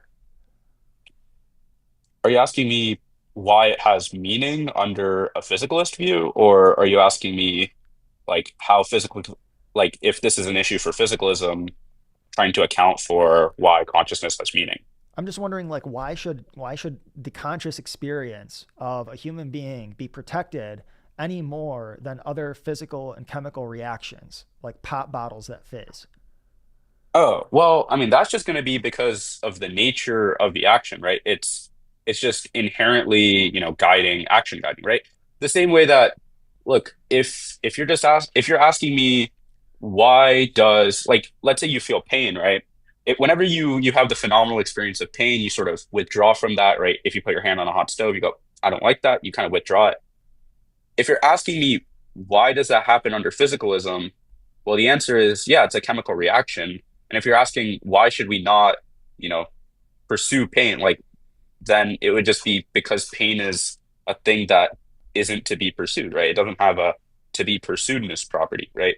Whereas, things like pleasurable experiences, like, being the warmth or something like that, those are things that we pursue just inherently due to the way they are. Um, and I don't think just saying like, oh, it's chemical reactions, that doesn't really do much because under the physicalist view, everything is chemical reactions, right? Like you saying, oh, it's just chemical reactions, that doesn't really do much. Yeah, but like if everything is just chemical reactions, why should we pursue some chemical reactions, such as those that people feel as pleasurable sensations, over other chemical reactions where people feel pain? Why is one chemical reaction more valuable than the other, or one ought to be pursued over the other? Oh, well, it seems like the issue here might just be, putting one thing in front of the other in kind of the wrong way. It seems that first, before we start talking about the normative assessments, we talk about the metaphysical nature. And if we're just going off the hypothesis that, physicalism is true, and then we ask these questions, well, then the questions seem to just be like, well, physical reaction X seems to like guide my actions in this way, and then physical reaction Y seems to guide my actions in another way. Now, if you're saying it poses a problem for physicalism in the sense that it can't account for the fact that, you know, certain chemical reactions are worth other more than other chemical reactions, that might be the case. But I mean, I don't know which sort of angle you're coming at. Yeah, I'm just wondering, like, why ought human beings or persons, which I think would probably, under your view, maybe include more than human beings, why should persons pursue maximizing the number of pleasurable chemical reactions as opposed to the number of painful chemical reactions? Yeah, simply because, that's what we should. You're okay. Maybe it sounds like I'm being like very vague or obtuse on purpose, but your question to me kind of just sounds like, why should you do something you should do? Right? It seems okay. Take this sentence. It seems that you should not cause unnecessary suffering to people. Where unnecessary suffering, let's just say, or it seems that you should not kick a dog because it causes them to be in pain. Right? Just take that sentence. That seems to be pretty intuitive under every single view. Now, if you're asking me why should you not cause pain to people, well, that's just some sort of fundamental intuition that we all have. We have this very fundamental intuition that pain is bad. When we feel pain, we flinch away from it. Pleasurable states are good. Being in pain sucks, like stuff like that, right? Um, it happens to guide our actions. Like I don't think I can reduce it further than that. But aren't there some people who enjoy inflicting pain? Um, yeah, there might be people that enjoy inflicting pain, and the reason why that's wrong to do on top, like non-consenting people, is because it harms them, right? It's bad for them. These people don't enjoy that. But if you're talking about cases of masochists or sadists or something, yeah, because what the things that cause them to act in certain ways are going to be different than you or I. Similar to how, let's say, I inverted your sort of like phenomenal experience such that now, let's say you really like, right now, let's say you really like, tomato soup, but you really hate chicken noodle soup. And I switch that. Well, now it seems that you'd be eating a lot of, chicken noodle soup and not tomato soup just due to the mental states, right? It seems that the mental states are what are guiding our actions here. To clarify though, when we have like some rare individuals who prioritize inflicting pain, it sounded like your response to that was, well, most of us don't share that view. But why are we assuming that the people who intentionally inflict pain are the ones that are wrong and that we, those who don't want to inflict pain, are the ones who are right? Like, why are we making that assumption Oh, that the majority must be correct? well, I don't think that the majority must be correct. I mean, I'm a moral realist, so I mean, I just think that there's objective moral facts out there, and then, we sort of intuit them. Uh, like, it's like objectively wrong to cause people pain, under my view. Just I don't curious, is know there if, is there anything beyond like pain that would inform your ethical system? yeah, I mean, it seems to be like primarily mental states, right? Like, just imagine a world where there's just a bunch of rocks. Like, good luck making some moral claims on this world, right? Like, Just curious, what if there was a world where there was a bunch of like physical, chemical, and electrical reactions? Do those things have value? Should they be protected? well, it depends on how these physical, chemical, and electrical reactions, like what they cause, right? If they cause some sort of mental states or phenomenal states, yeah, it seems that they should be protected. But if all that's going on in this world is there's just a wave crashing into a beach over and over and over again, there's nothing like action guiding there, right? There's nothing wrong you can do to that. Okay, just I'm curious, what are you meaning by mental states here? Because if I'm assuming that all our brains are doing are electrical, physical, and chemical reactions, then they're really it would seem like it's a tremendous leap to say that there's anything meaningful there or to refer to a mental state there, but not in the case of like a shaken up soda bottle that I run some electricity through with some coins in it. Well, okay, let me think on how to sort of convey this. The Okay, well, first, I don't think that consciousness or mental states are directly reducible to some sort of like physical fact, right? I think maybe they, have some supervenience relation with the physical facts or something. It's like property dualism, right? Or like type B physicalism. That's You're effectively saying they're not the exact same thing, but they're fundamentally like related. There's some sort of supervenience there or something like that. That seems to be getting into like Philip mind discussions. Now, if you're asking how can we make some sort of normative claims from that, well, I don't see how it's any different than the substance dualist who just says, oh yeah, there are two different things going on here. There's the mental and the physical. It's just that the mental is caused by this immaterial substance. That just seems to push the bump down the rug a little bit more to beg the question of, or sorry, to ask the question of, well, why do we care about this mysterious immaterial soul thingy, right? Like if all immaterial souls are is just these things that kind of float around. Now, I will say under, some sort of theistic worldview, that probably answers a lot of these questions. But if we're just comparing these two, theories about the mind, I don't see why either one of them leads you to a different answer. So what I'm trying to say is it seems that both of them either lead you to the conclusion that mental states are action guiding, they should be protected, all of that, or both of them lead you to the conclusion that none of these things are true. And I think that is absurd, right? That's crazy. So we should just accept, the former hypothesis. Just to clarify, what was the term you used? It was like decision action guiding, right? Yeah. Okay, why do you think that a mind? I don't understand how you reason from what's going on in our minds, our chemical, physical, electrical reactions, to there's some actions that people have control over. Because if I'm taking the materialist view, I have no free will. Well, okay. Now we seem to be getting into free will, and maybe I can commit to saying, I mean, one, I'm really dubious about this. just because of, maybe there's some sort of, like backwards causation or something like that. But it seems that I could just like accept some sort of compatibilist hypothesis, and maybe I'm pretty happy with that. Though to be fair, I haven't read too much into free will. Um, I don't know. That seems to be the prominent answer in the literature, some sort of compatibilist theory.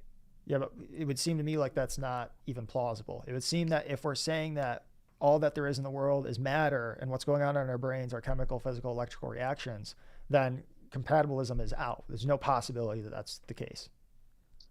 Well, wait, I don't think that's true, right? Compatibilism essentially is trying to just, I mean, the whole point of compatibilism is to branch, determinism. It's trying to say determinism isn't a problem for free will. Now, the compatibilist defines free will a little bit differently than, the libertarian free will, the person who believes in libertarian free will. But I will say this just seems to be a different issue. And if we're going to be talking about this, I'd bring up stuff like, divine foreknowledge and those sorts of things. But yeah, I'll just admit that I'm not too well read on this. Yeah, so just to clarify, like the reason that I brought it up in the context of like, what do you think about abortion is just like if someone's going to base personhood on consciousness, but then argue from like the materialist position that consciousness is just chemical, physical reactions, then I don't see why we would want to protect consciousness or call some chemical, physical reactions good and others bad when we have other chemical, physical reactions like a shaken up soda bottle where we run some electricity through it and we just treat that as something that's completely neutral, something that's meaningless. If that shaken up soda bottle is neutral, meaningless, not something that ought to be considered, then neither is what we're calling consciousness. I mean, yeah, the question just comes down to be like, we don't care about shaking up soda bottles and, we care about consciousness. But do you really think that if I just adopt substance dualism and then just say, yeah, like ensoulment occurs roughly at, when your first memory occurs or like roughly around that point, do you really think that that's solving all of these issues that you're posing? But where are you Because, getting like the idea of ensoulment is what I don't understand. Like if you're not, oh yeah, according to some that's just religion, explained by, go oh, wait, ahead. that's not true, right? It seems that, Michael Huemer, the goat, he's a substance dualist. He doesn't hold to, any god. I mean, I don't see why a soul couldn't exist absent religion, right? It would just be guided by some sort of, psychophysical laws, and that seems to be fine. It seems we've strayed quite a bit away from abortion, which is fine. I'm happy to talk about this, but maybe you want to get to another guest. This Artorias guy I've heard is pretty good. You should maybe talk to him. Okay. I guess we can move on to the next guest. I appreciate you stopping in for a respectful conversation. Yeah, of course, man. I'm happy to talk some other time. Maybe I'll DM you with some papers or something. But yeah, Okay. Have a good thank one. you. You too. So that's the type of respectful conversations that I'm looking for those who are wondering. So far, we've had respectful guests. This has been working pretty good so far. I'm going to quickly check on YouTube and make sure that everything's still running well there. And it looks like it is. So I'll move on to the next guest.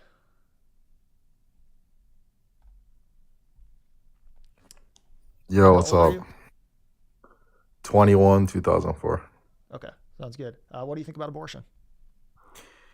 Yeah, I think most abortions are morally impermissible, but I disagree with you on not giving the grape exception, so we can discuss that. Okay, so just to clarify, it sounds like in the case of consensual intercourse, you think that abortion should be illegal then? Yeah. Okay, and that's through all 9 months? Yeah. Okay, all right. Why don't you think that, or why do you think there should be a grape exception? Yeah, well, firstly, we have to discuss why I think in the case of consensual sex, there's an obligation present. So I don't think that just being a human organism or just being a person or just having like future viable experiences on its own is sufficient to make you obligated to something or someone. Hey, thank you for the gifts. Um, and like a good analogy here is like, okay, you're not obligated to the violinist or your neighbor or like some random person who needs your help or your resources for 9 months. But then when you look at consensual sex and elective cases of abortion, that's not true. The mother is actively partaking in an action, knowingly, willingly, and foreseeably that puts the baby in a state of dependency. So that generates an obligation. And then a good parity argument is, imagine I take Hayden and I push him in a pool and I know he can't swim. And then I'm like, yeah, even though I pushed you in the pool, knowing you can't swim, I'm just not going to save you because I'm a scumbag. So that's why I think causal obligation is successful. And then that's just not present in grape cases. And then the attempts people make at establishing obligations, like for example, you did, like just being the biological parent, are not successful in my eyes. Okay. Why don't you think that the relationship argument is successful? But the view that just being like biologically connected to the offspring. Yep.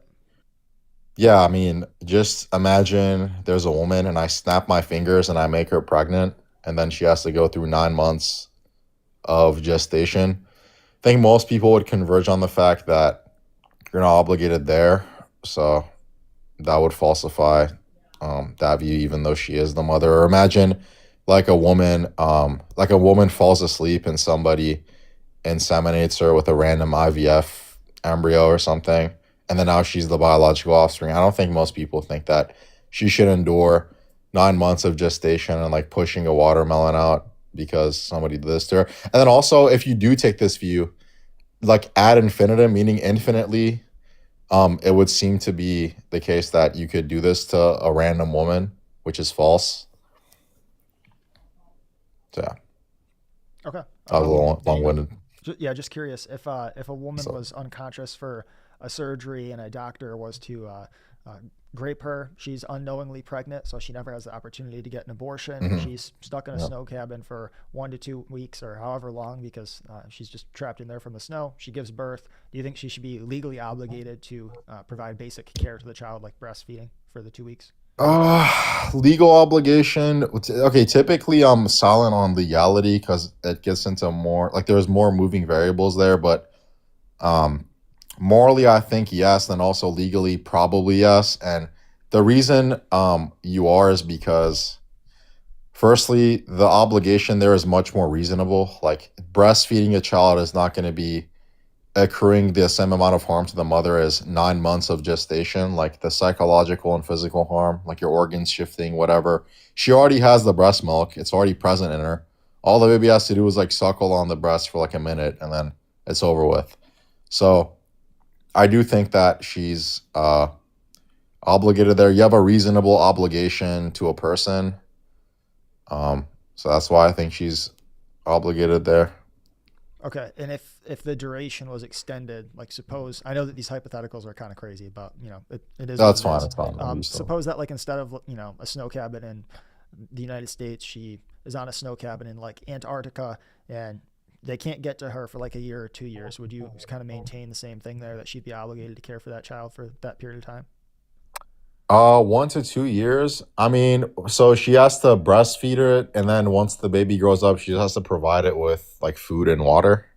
Yeah, and shelter. Yeah, I still think that's pretty reasonable of her to do. Like she's not going through extreme cases of pregnancy, or sorry, suffering that's true of pregnancy. So I still think there's like a reasonable proximal obligation to another person. Like your view and other views would converge on the fact that at that point the fetus is a person, or the baby has become a person, and then the obligation there is much more reasonable. Like we already mentioned, like okay, you breastfeed it for like a year, which takes a minute each time, and then okay, food and water, which I'm assuming you're stipulating she has access to. That's for a year or two.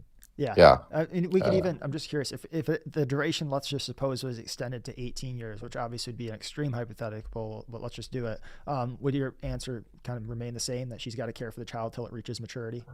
Yeah, I don't think 18 years of providing like food and water is going to be analogous harm to the average case of pregnancy. Because from my understanding, like the average case of pregnancy is one of the most painful things you can go through. You can get gestational diabetes, your organs shift around, you get very bloated, you have to like push out a watermelon, your vagina can like rip open.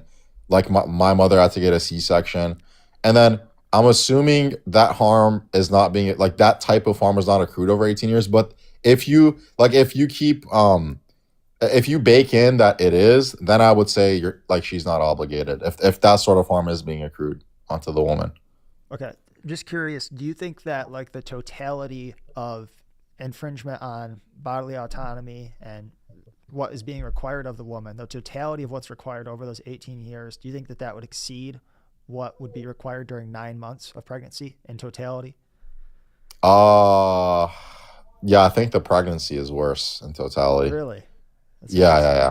I think the Yeah. opposite, actually. I think that caring for a child over the course of 18 years would, in totality, be a greater burden than carrying the child for 9 months and giving birth. But it sounds like you would disagree with me on that, correct?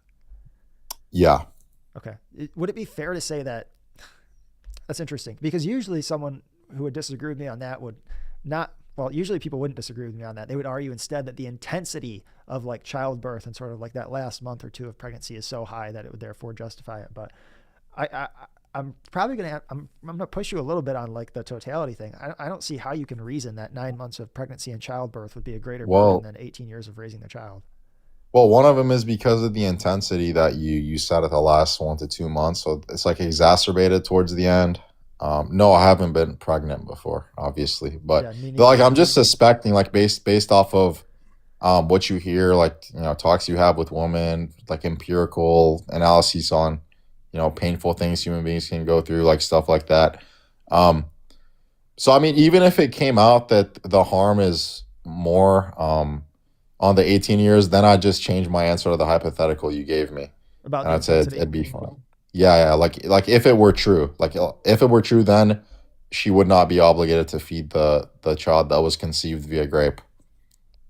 Interesting. But you do think Yeah, that like you do think that women who have consensual sex are required to go through like the 9 months in childbirth. So you don't absolutely. think the Yeah. intensity is so high as to justify taking the life of the child if Mm. the woman opted in through consensual sex.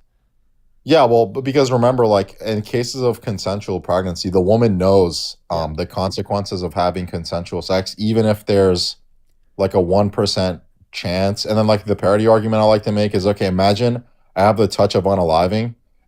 I keep going around touching people, and then I end up like Thanos snapping somebody out of existence. I'm like, oh, well, why did this happen? Well, it's because I had access to the fact that there's a 1% chance that I have the touch of unaliving and somebody's gonna pass away.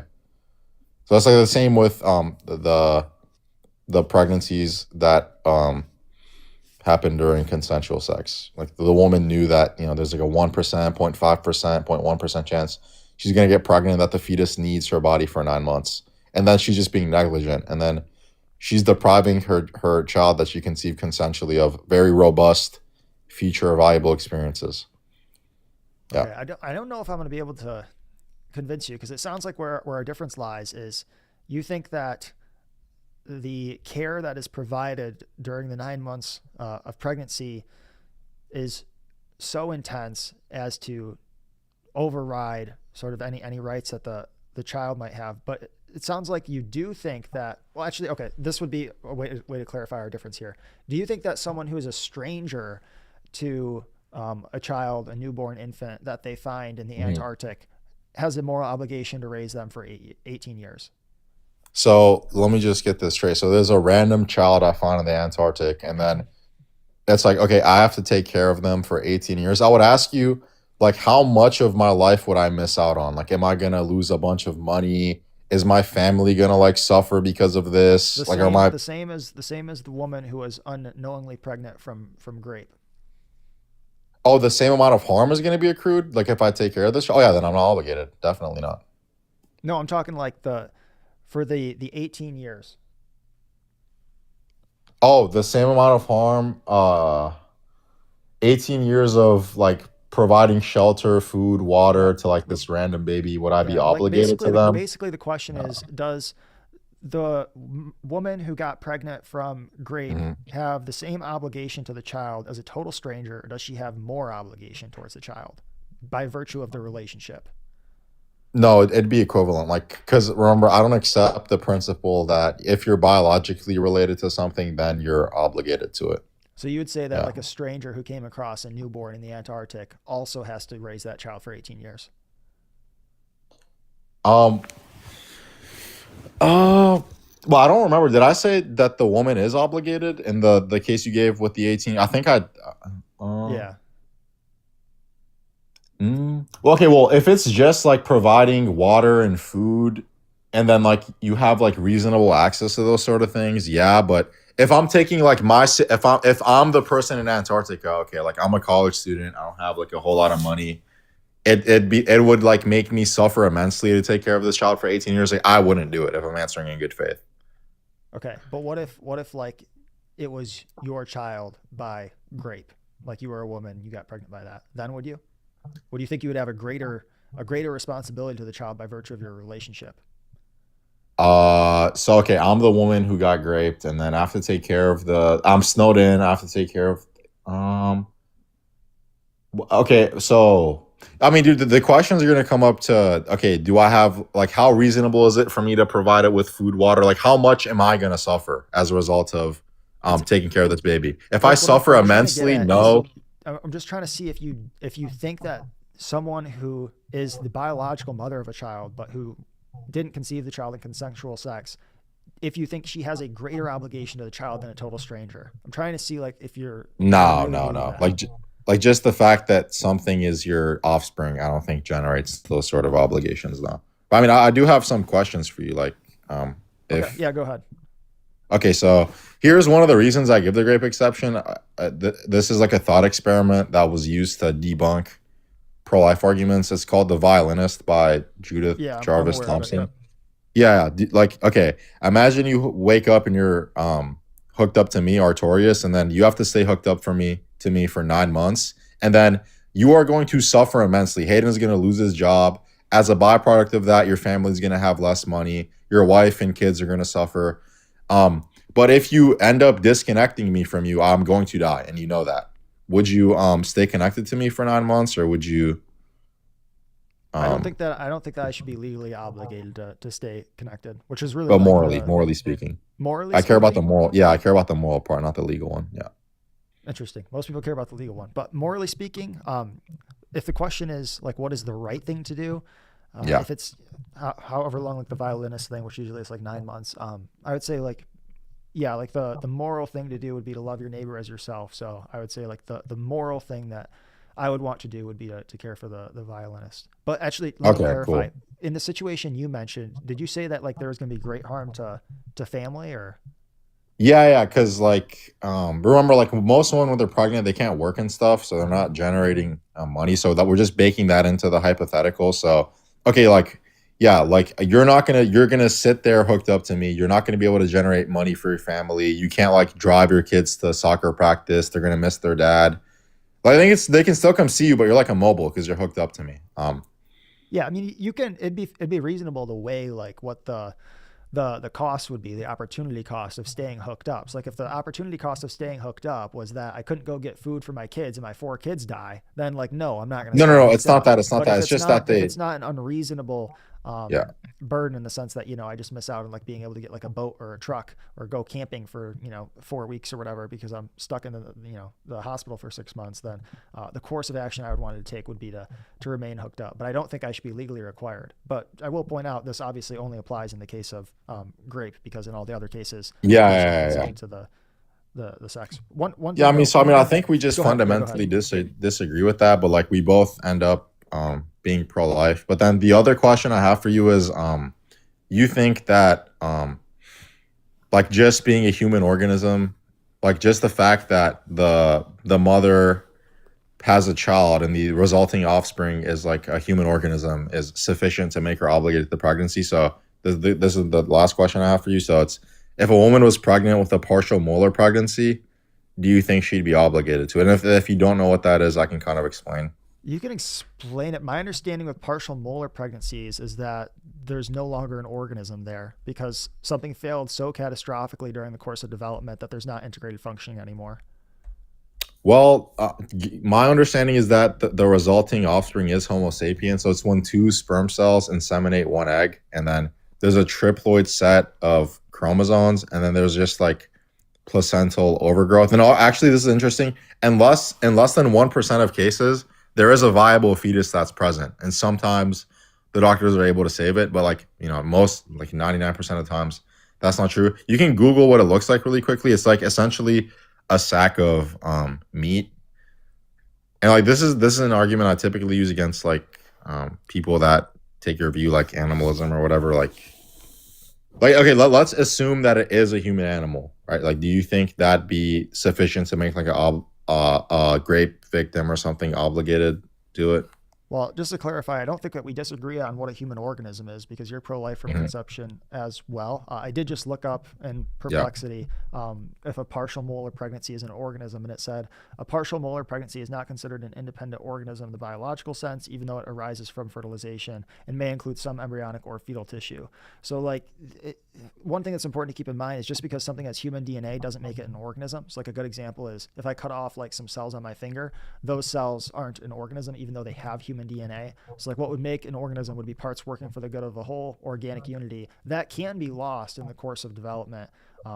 So I sounds to me like that would be what would happen in the case of a partial molar pregnancy, is that organic unity is lost at some point and it's no longer an organism at a certain point.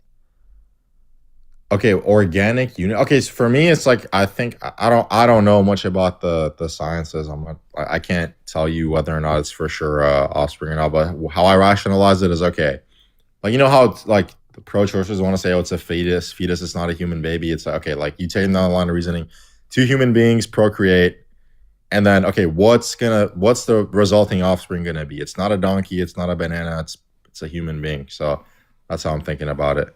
But okay, like let's presume that it is a human being. Would you think that the mother would be obligated to it then? Well, it's not. That's like, I don't think that's a very useful hypothetical because my understanding based on, I haven't looked into this too deeply, but my understanding is a partial molar pregnancy isn't an organism. So like it's at the beginning, you know, when it's a zygote, it is an organism. Throughout the course of development, something goes catastrophically wrong, and then it ceases being an organism because it loses organic unity. Well, like I'm asking you in like in a logically possible world or like a metaphysically possible world, like whatever. I don't think. Well, let's say I can agree with you that it's like nomologically impossible, or whatever. It doesn't sound like it would be logically possible though, because it's like asking like if a circle can be a square, like if something that's not an organism was an organism. It seems like is the question. No. So like there wouldn't be any logical contradiction entailed with the hypothetical because it'd have to violate one of the three laws of logic, which it doesn't. You can say it's a nomological possibility. Like, given what we know about biology, it's impossible, but like you can still derive evidence from logically possible worlds. Like that's why I'm asking you the question. Well, I'm just curious. Tell me where I'm reasoning wrong here. But how is it not a logical contradiction to say if this thing that is not an organism was an organism, it by definition can't be an organism? Well, it's not an organism in this world, but in a logically possible world, it is an organism. So there's no contradiction entailed in that world. You see what I'm saying? Not really. I did have a question for you though, if that's yeah, sure. Okay. Okay, so if you're saying in the case of like a woman who's pregnant from grape that she has no obligation by virtue of her relationship to the child, then wouldn't you have to say that no one has an obligation to care for that child? No, that doesn't follow because remember, like the reason I think she's not obligated is because the harm that's accrued over the duration of the average pregnancy, that's not reasonable harm to hold somebody accountable for when causal obligation is not met. But Okay, if the baby is born and all you have to do is like, okay, feed it, give it water, give it food, take care of it, that does not harm me in any sense. Like, okay, maybe I'll lose out on an article of clothing or some water or food. I can easily replace that, but the sort of harm that's accrued over the course of 9 months of pregnancy, that can give you like gestational diabetes, depression, your vagina rips open, you get a C-section, you have to push out a watermelon. Like there's a bunch of stuff. Yeah, I think like the core disagreement is I just think that I think that in totality, the 18 years is far more of a burden than the 9 months of pregnancy. So I think that's just where like we're fundamentally disagreeing here. But is there anything you want to ask me before we wrap up? Yeah, I mean, I would like an answer to the partial molar pregnancy question I asked you. Like, okay, like let's assume in this world it's not an organism, in a possible world it is an organism. Do you think in that possible world, the mother would be obligated to it? Like, and let's say she's a grape victim. I guess honestly like my honest answer is like I don't know. It's hard, like I can't really wrap my brain around that. Like if Okay, fair enough. I to me, you might disagree with this phrasing, but it really sounds like a question about square circles. Like I just can't wrap my brain around. That's fine. I something mean, that's you've not been very important good to me, faith, you so know? I'm gonna like assume that's how you're rationalizing it. That's fine. That was a really good conversation. I enjoyed talking to you, man. I Yeah, saw you debate. Appreciate you hopping on to talk. Yeah, for sure, man. Have a Have a nice good day. one. You too. All right, so far we've had, I think, 4 really good conversations. So that's the type of conversations I'm looking to have: respectful, back and forths, minimal interrupting. So that was great. Let's see. Let me just make sure that YouTube stream is still going. Well, looks like it is. I'll go ahead and move on to the next guest.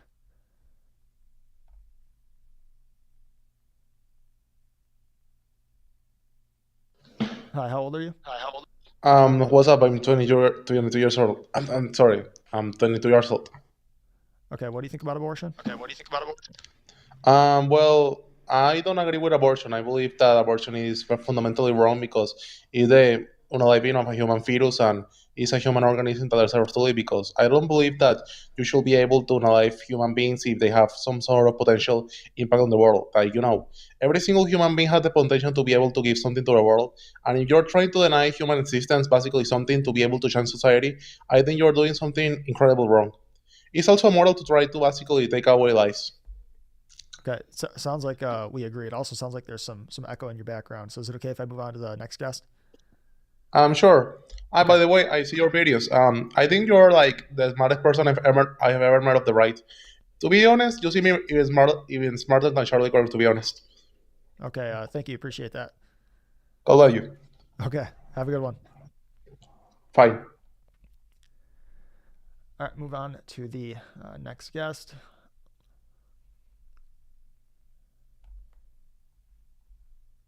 Nothing works faster than Alka-Seltzer. The effervescent I can hear a TV. How old are you?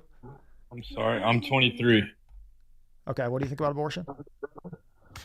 Honestly, my thoughts about abortion are it's not I don't want to classify myself as like pro-abortion, and then again, I'm not really deep into politics. I just recently found you. I'm trying to just inform myself more with what's going on in everyday topics and stuff, but then again, I'm not a religious person, and I feel like a lot of people make their judgment on this purely based off of faith, and which I do respect people's faith. I grew up in church and stuff like that, but I don't think that we should involve, faith with politics. I am a big believer of that, and I do think that it should be, monetized in a sense, I guess, of like making sure that we're doing, safe practices in that sense. But I just personally, and I feel like other people too, I just don't feel that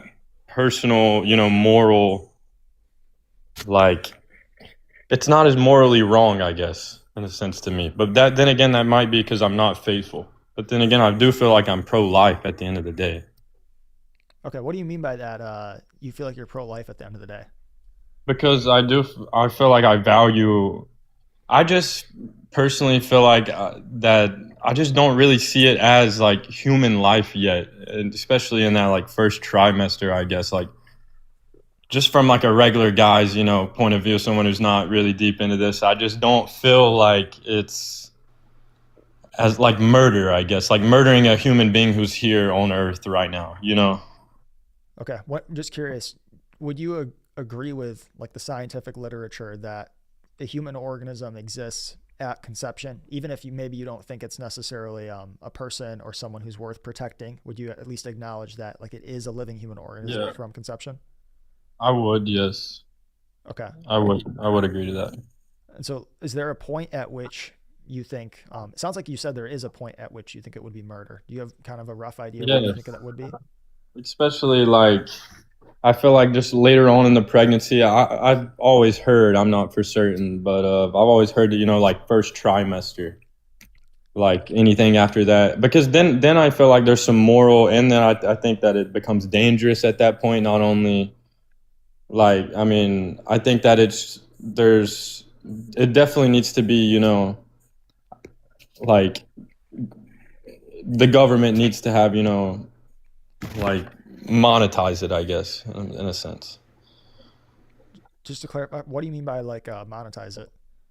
I mean, just, making sure that there's not abortion clinics out there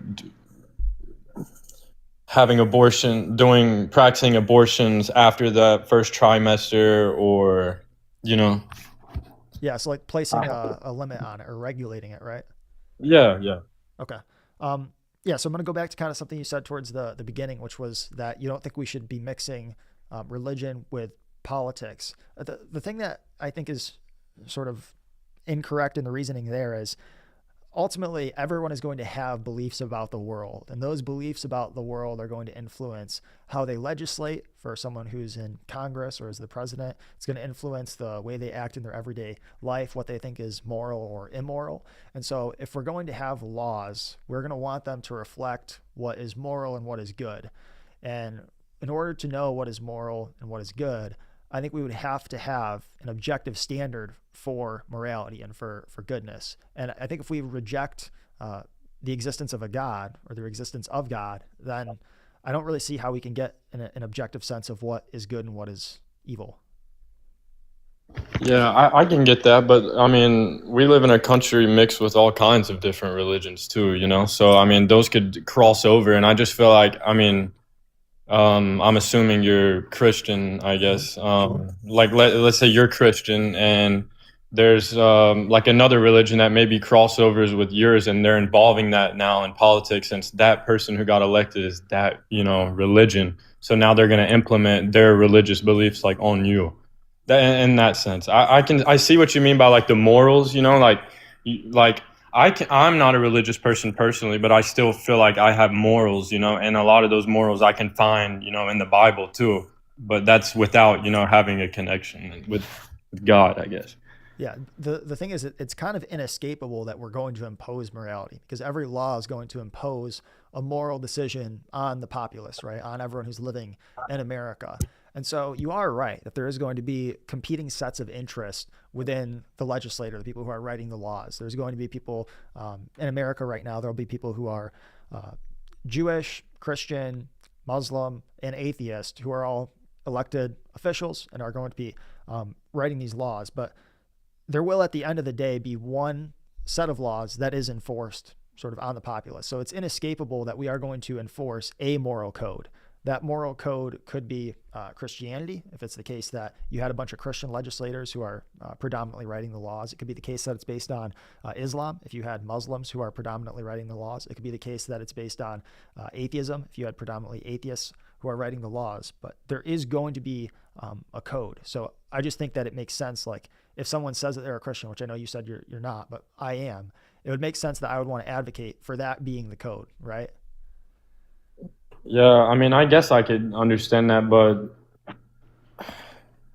I mean, do you feel like your opinions on abortion specifically, like, is solely based off of your religious beliefs? I think essentially all my opinions are going to be solely based on my religious beliefs. Essentially, like in the Bible, it's either you're with Jesus or you're against him, right? You're either going to follow what God has said or you're not. It would be kind of weird if I said, like, I'm a Christian, I believe that the Bible is true, I believe that it's the word of God, but I'm going to disagree with certain parts, right? Instead, if someone is a Christian, as I am, I'm going to look at the word of God and I'm going to say, okay, I want to align my beliefs with what God has spoken. So essentially, like, all of the opinions that I form, I would hope, are going to be informed from that worldview. Yeah, I mean, I can respect that, but I mean, where do you draw the line, I guess, in terms of like, I don't know, like Christian nationalism in a sense. Like, I can understand, making certain legislative, especially, with states' rights and with maybe you have highly populated areas of Christians and highly populated Muslims and things, just they want to make legislative acts, things like that. I can understand working its way, but what do you think is like the line? Because also I'm not too knowledgeable of the Bible, but I've heard that, it speaks about the dangers of Christian nationalism and like government too. Yeah. So like where's that line for you, I guess, like of when's too far, I guess, in politics? Yeah. So I'm not calling for like a revolution or anything, right? I'm not calling for anyone to go violate the law or drastically change. There's like maybe like one change that I would want to the Constitution, but for the most part, America was largely influenced by Christian values and legislated Christian beliefs for most of its history up until really around like the last 70-ish years. So when people are using the term Christian nationalism, one thing that is important to note is that there's a lot of competing definitions for that. So like one person might use the term to mean that they want the church to literally rule the country or have like one single Christian leader basically acting as a monarch. And then other people are just going to argue that to them, Christian nationalism basically would just mean you add like an amendment to the Constitution citing that as a populace, we believe that Jesus Christ died for our sins, rose again, is God, and we're going to legislate in accordance with that. So something like adding the Apostles' Creed to the Constitution. So where I stand would basically just be, I would prefer that legislators are going to legislate on the basis of Christian values, but I'm not going to, argue for a constitutional amendment that says that you have to have like clergy holding the office of legislators. I think that our current system works rather well, right? I think that what I would prefer is to essentially see bottom up change. So I would prefer to see like the populace turn to Christ and then elect Christian leaders. Those Christian leaders work within sort of the current system to enact laws. Okay. And just one final question tying back into like abortion here. Let's try to go back there. Yeah, sorry about that. You're good. No worries. I kind of took it there. It's kind of my fault. That's okay. But I guess, like, do you agree that abortion should be up to the states' rights? That's a good question. So I would argue that it should be up to states if the 14th Amendment didn't exist. So like if there was no 14th Amendment establishing equal protection for all persons, then I would say that it should be a states' rights issue. But I think that since we have the 14th Amendment and it says that all persons should be equally protected under law, and I believe that like the unborn should be considered persons, especially like given how the term person was defined at the time that the amendment was written, I think that technically unborn children should be protected under the Constitution from being killed. And that would be nationwide under the 14th Amendment. But if that amendment did not exist, then I would agree that it should be a states' rights issue just because murder code in general is something that's left up to the states. Okay.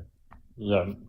And I guess one more, I kind of forgot where I was going to go there, but anyways, hey, thank you, man. I appreciate it. I'm learning a lot too. Could I ask you a couple questions before we wrap? Yeah, go ahead. Okay. Yeah. So, you mentioned that like you do think that there should be a line somewhere, and it sounds like you think it should be somewhere around the first trimester. Is that accurate? 100%. I would definitely have to do like more research into like the safe practices of it, but I definitely think that like it shouldn't be late in the pregnancy where it's gonna hurt the mother, or I would definitely have to do more research on that to figure out like the dangers of like late abortions, late term. And I don't know, like at the end of the day, I think of like a girl, let's say like, especially like an underage girl or like that gets brutally raped or something like that. And let's say, and she has to drive, thousands of miles to get, like, I just don't feel like she should raise that child like that. That's just my point of view. And I think that the what might differ from you is just because of that religious factor that plays in your life compared to mine. And I don't want it to seem like that, because I don't want to seem like I'm a bad person.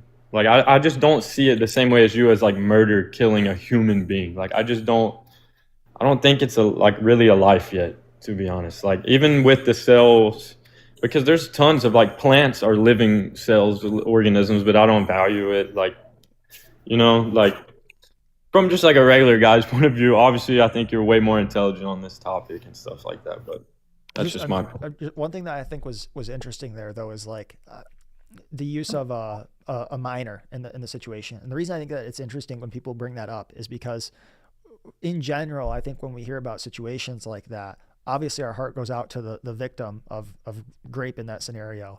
And the use of someone who's in a vulnerable situation and is dependent, largely like immature, 13, 14-year-olds. They're not mature in the way that someone who's 30 is, right? Someone who's 30 is going to be able to handle the situation of a unwanted pregnancy a lot easier than someone who's a minor. But what's interesting there is like that stories like that, they appeal to our desire to protect like the weak and the vulnerable. But I just think like if that desire is applied consistently, then it also has to be applied to the child in the womb, who's also in a weak and vulnerable and defenseless position. So I would say that if a woman is raped and she's, 12, 13, 14, surround her with love, care, and support, because we want to protect and care for those who are vulnerable and independent positions. But what if she doesn't have that support? Go ahead. Like, what if she doesn't have that support base? Like, especially more often than not, people who are getting, sexually abused are coming from, homes that don't have a lot of support. So I just feel like it shouldn't be put on her. Like, she has so much life in front of her as well. And I mean, it's like, whether she's a minor or an adult, like, I just don't like, I feel like that would just be like a living reminder every day. Like, yeah, you would be like a blessing to have something good come out of the situation. And I do still understand your point of view of how like that child, has nothing. That's also like an innocent person.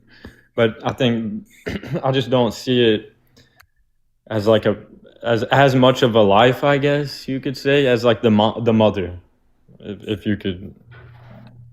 Yeah, I think like the one thing that I would want to maybe push you gently towards is that we really ought to view all human lives as equal and as deserving the same sort of like dignity and protection. Would you generally agree with that? Yeah, I would agree with that.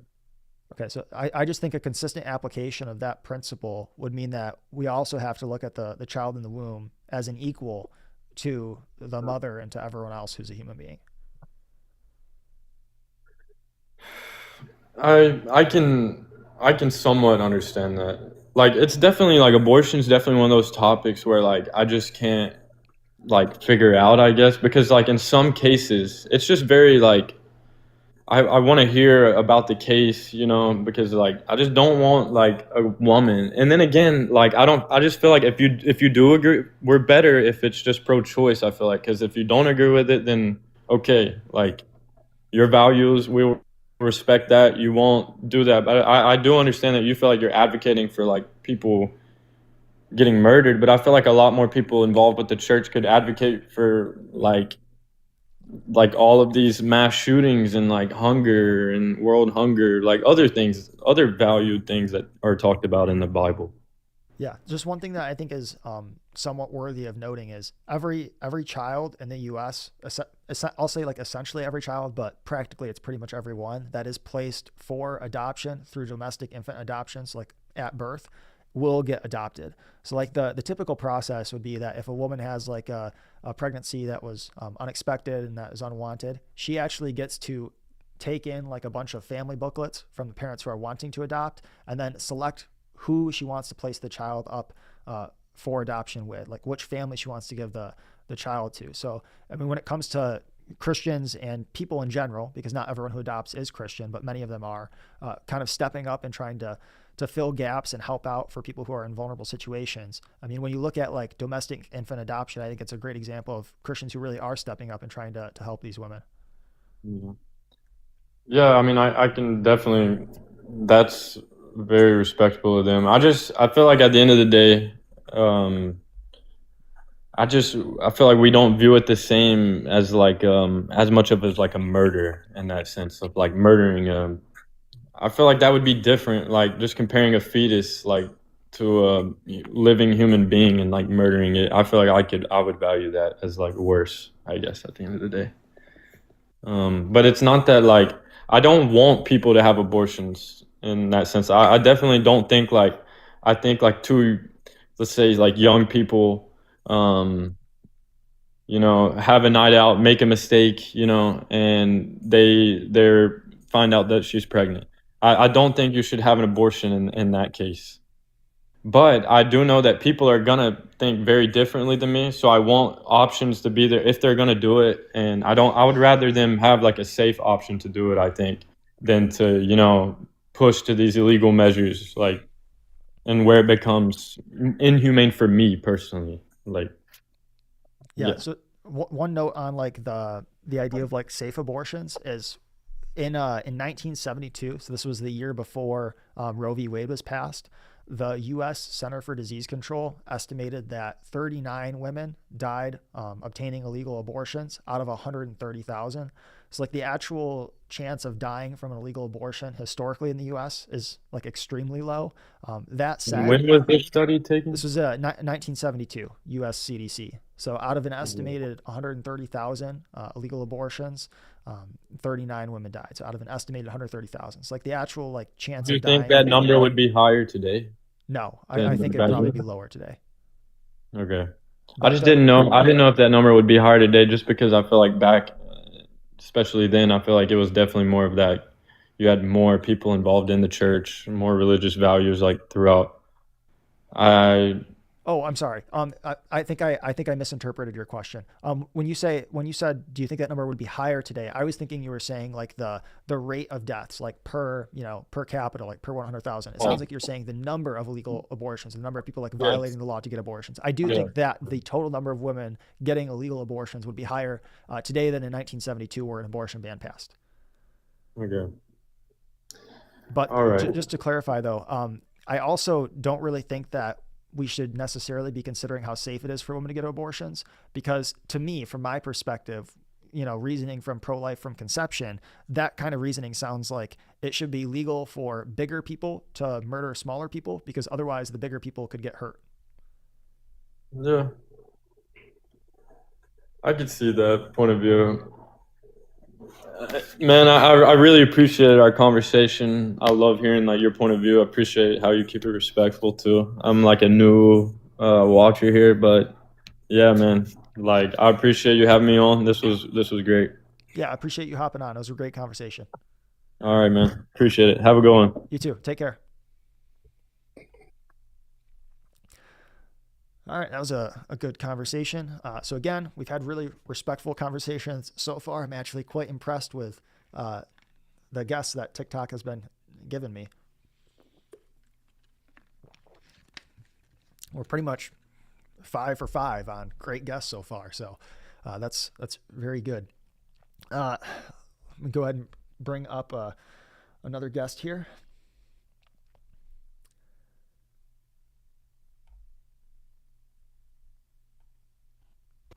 Hi, how old are you? I'm 22. Okay, and what do you think about abortion? I'm pro-life, man. I'm against abortion. I just had a question for you, or mainly two questions. The first question I had, that's kind of two questions in one. I was just going to ask, what do you take rights to be, and where do you think they come from? And then I had a second question, which I'll ask after you answer. What do I take rights to be? Mm-hmm. I mean, I'd probably have to think about that more to give like an exact definition. As far as where they come from, I would say that they come from God, the Bible, the created order, essentially. So I don't think that they come from the state. I think that that's the wrong way to view rights. I would essentially view rights as existing prior to the state and being the reason why we have a state in the first place. When I say state, I'm referring to like government in general. So as far as like an exact definition though of what a right is, I would probably want to think more about that to give like a proper exact definition. Okay, that's fine. I mean, I would just define them as like moral or legal entitlements. Maybe that's like a definition you might align with. But if you have to think on that more, that's cool. I just wanted to know how you define that. I feel like we've spoken before. I can't remember when, but I feel like we have.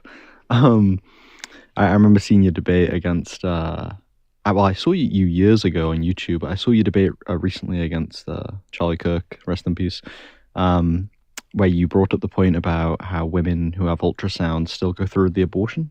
I think you were the one who argued that.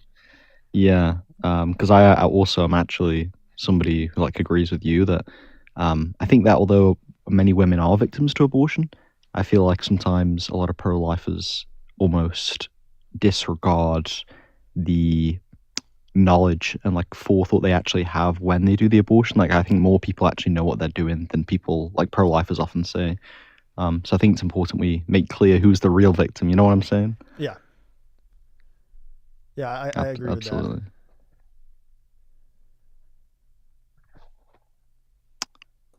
Anything Are else? you before maybe I you move good? on Is to the someone who connection disagrees? poor? Sorry, go ahead.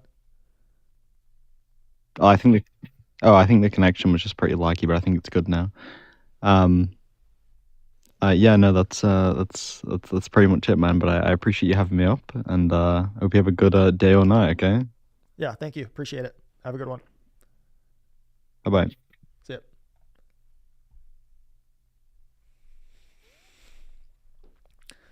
All right, I'm going to move on to another guest.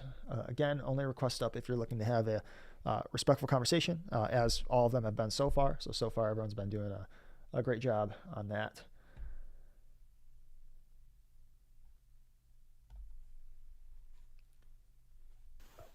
Hi, how old are you? Hey, 21. Okay, what do you think about abortion? I'm pro-life. Okay. And I specifically just had two questions. One was the specific, like, just how to defend a pro-life like ideology people, and I feel like you just brought up recently earlier to that other guy, Hunter, or whatever his name was.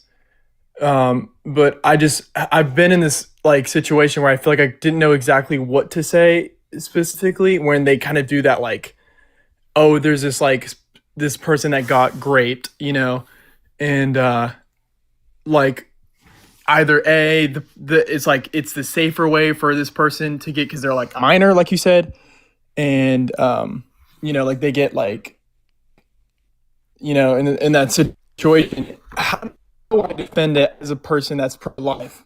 How do I go at it with a sense of like, okay, I get it on like a stance where it's like bad is bad, and then do I put that towards bad because you have to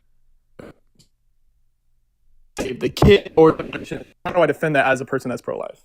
Yeah, I mean, I would essentially say that you don't want to punish the child for the crime of the father. As far as the medical complications go, my personal position, I shouldn't even say personal, just my position is that if in order to save the life of the mother, separating the child from the mother's body results in the accidental or unintentional death of the child, then I don't think anyone should be prosecuted. So I would support like a life of the mother exception in an anti-abortion bill. So if it is the case that continuing on with pregnancy will result in the expected and foreseen death of the mother, I think it would be appropriate for doctors to separate the child's body from the mother's body. And depending on the stage of development of the child, that might result in the unintentional death of the child. Unintentional death. I see. Yeah, and I don't think anyone should be prosecuted in those cases. And the bills that I generally refer to make that pretty clear. So like one that I often will refer to in conversations with people about life of the mother issues is the 2023 South Carolina Prenatal Equal Protection Act.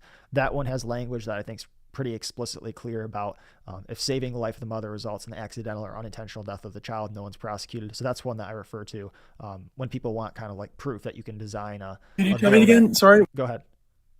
No, sorry. I was just going off of what you said, just so I can know what specifically what were you saying? Yeah, it essentially makes it clear that you can have a bill of equal protection that does include language that's explicitly obvious and abundantly clear that someone wouldn't be, doctors and the mother wouldn't be charged with homicide or anything like that if saving the life of the mother resulted in the unintentional death of the child. Okay, dude, I really appreciate that. And then my final question is this, like, I'm just kind of curious on if you agree with this. Do you think that the reason why abortion is just such a huge topic in the U.S.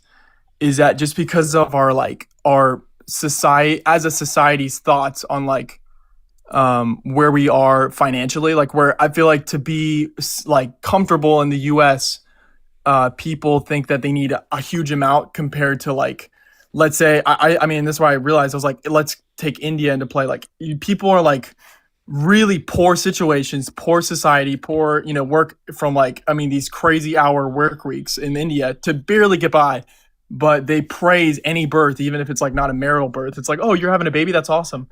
And so I've wondered, do you think that the reason why abortion is so prevalent or such a huge thing in the US is because of that, in the sense of like how we think in a society of like, oh, I can't support this baby because I don't have enough money. But then in reality, it's like, you can really, there's a lot of opportunities in the U.S. Like I don't know if you know this organization Preborn, which is like organization that really does help actual mothers and people are in these situations that don't help. And so it's like, do you agree with that in the sense of like, is that one of the reasons why abortion is just like, I don't know. It's like, I just want to see what you would think about that topic, or specifically why.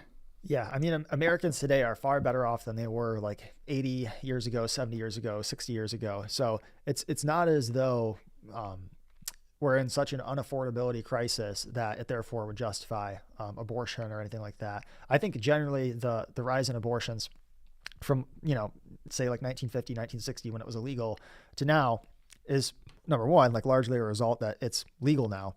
And I don't really think that it's that connected to affordability or anything like that. Okay. Yeah, because I always like wondered if just why it's so, I guess, it's such a big topic in the U.S. But that's all I had to say, man. I appreciate you letting me come on, and thanks for your understanding. Yeah, appreciate it. Have a good one. You too, man. Thank you. Yep.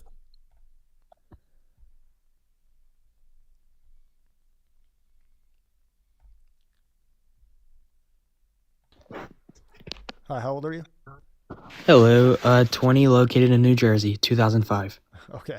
What do you think about abortion? I'm a pro. I would definitely lean towards pro-life. Yeah. No, matter of fact, I'm fully pro-life, but I do have a couple questions for you Yeah, go for it.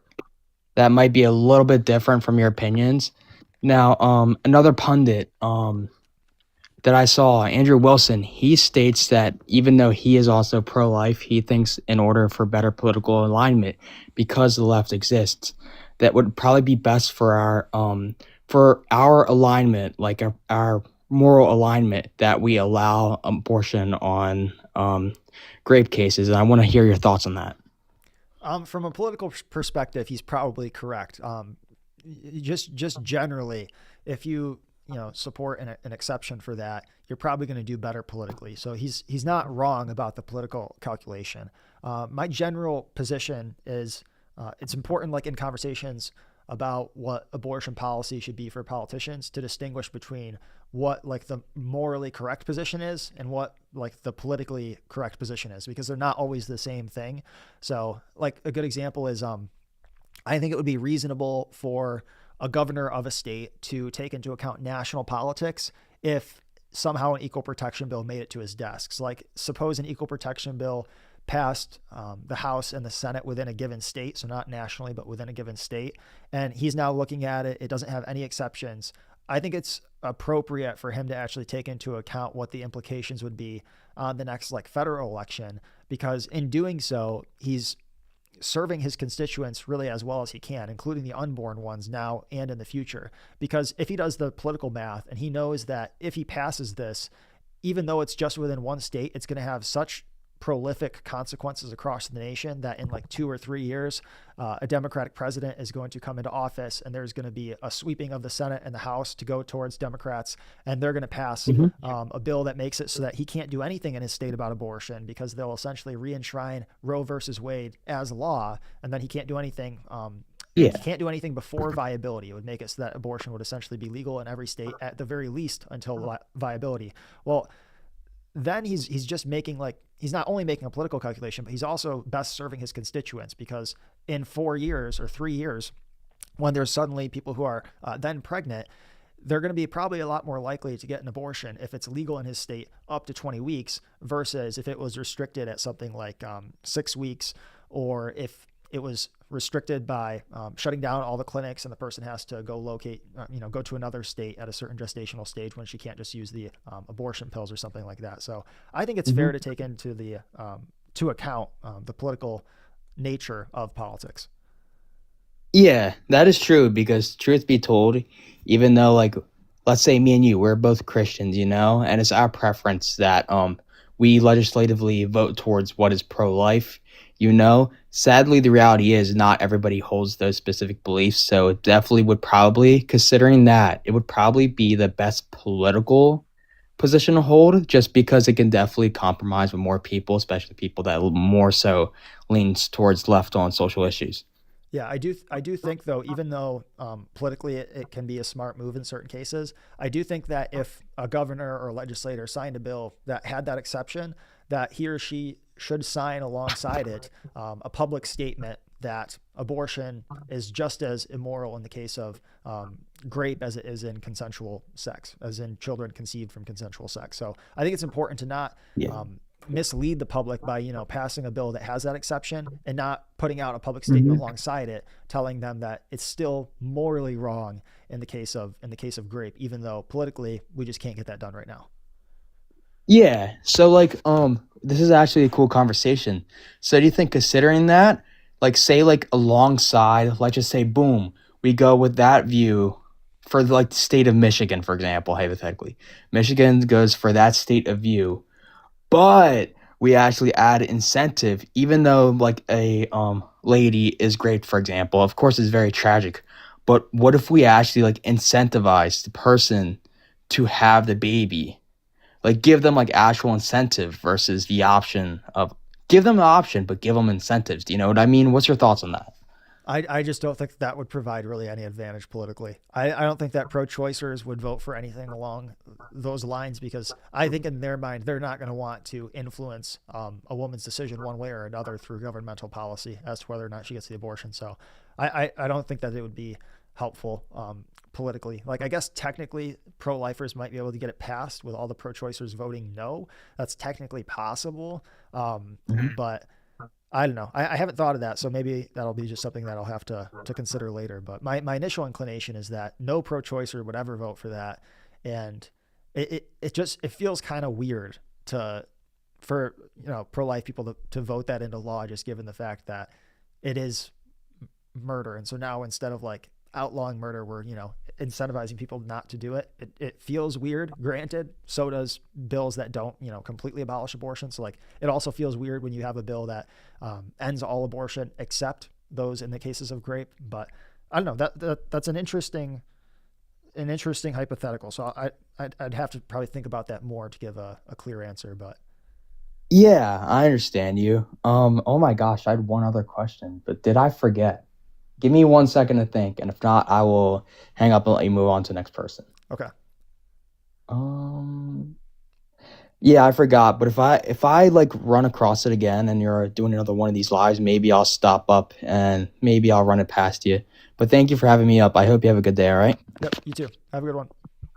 All right, can you disconnect me? Yep. Okay.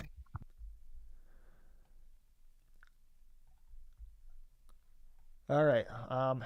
Let me see in the TikTok chat if you've requested and you're pro-choice, then let me know in the chat, because we've had a couple pro-lifers in a row now. So let me know in the TikTok chat if you've requested and if you're pro-choice, so that I don't pick someone who is pro-life again.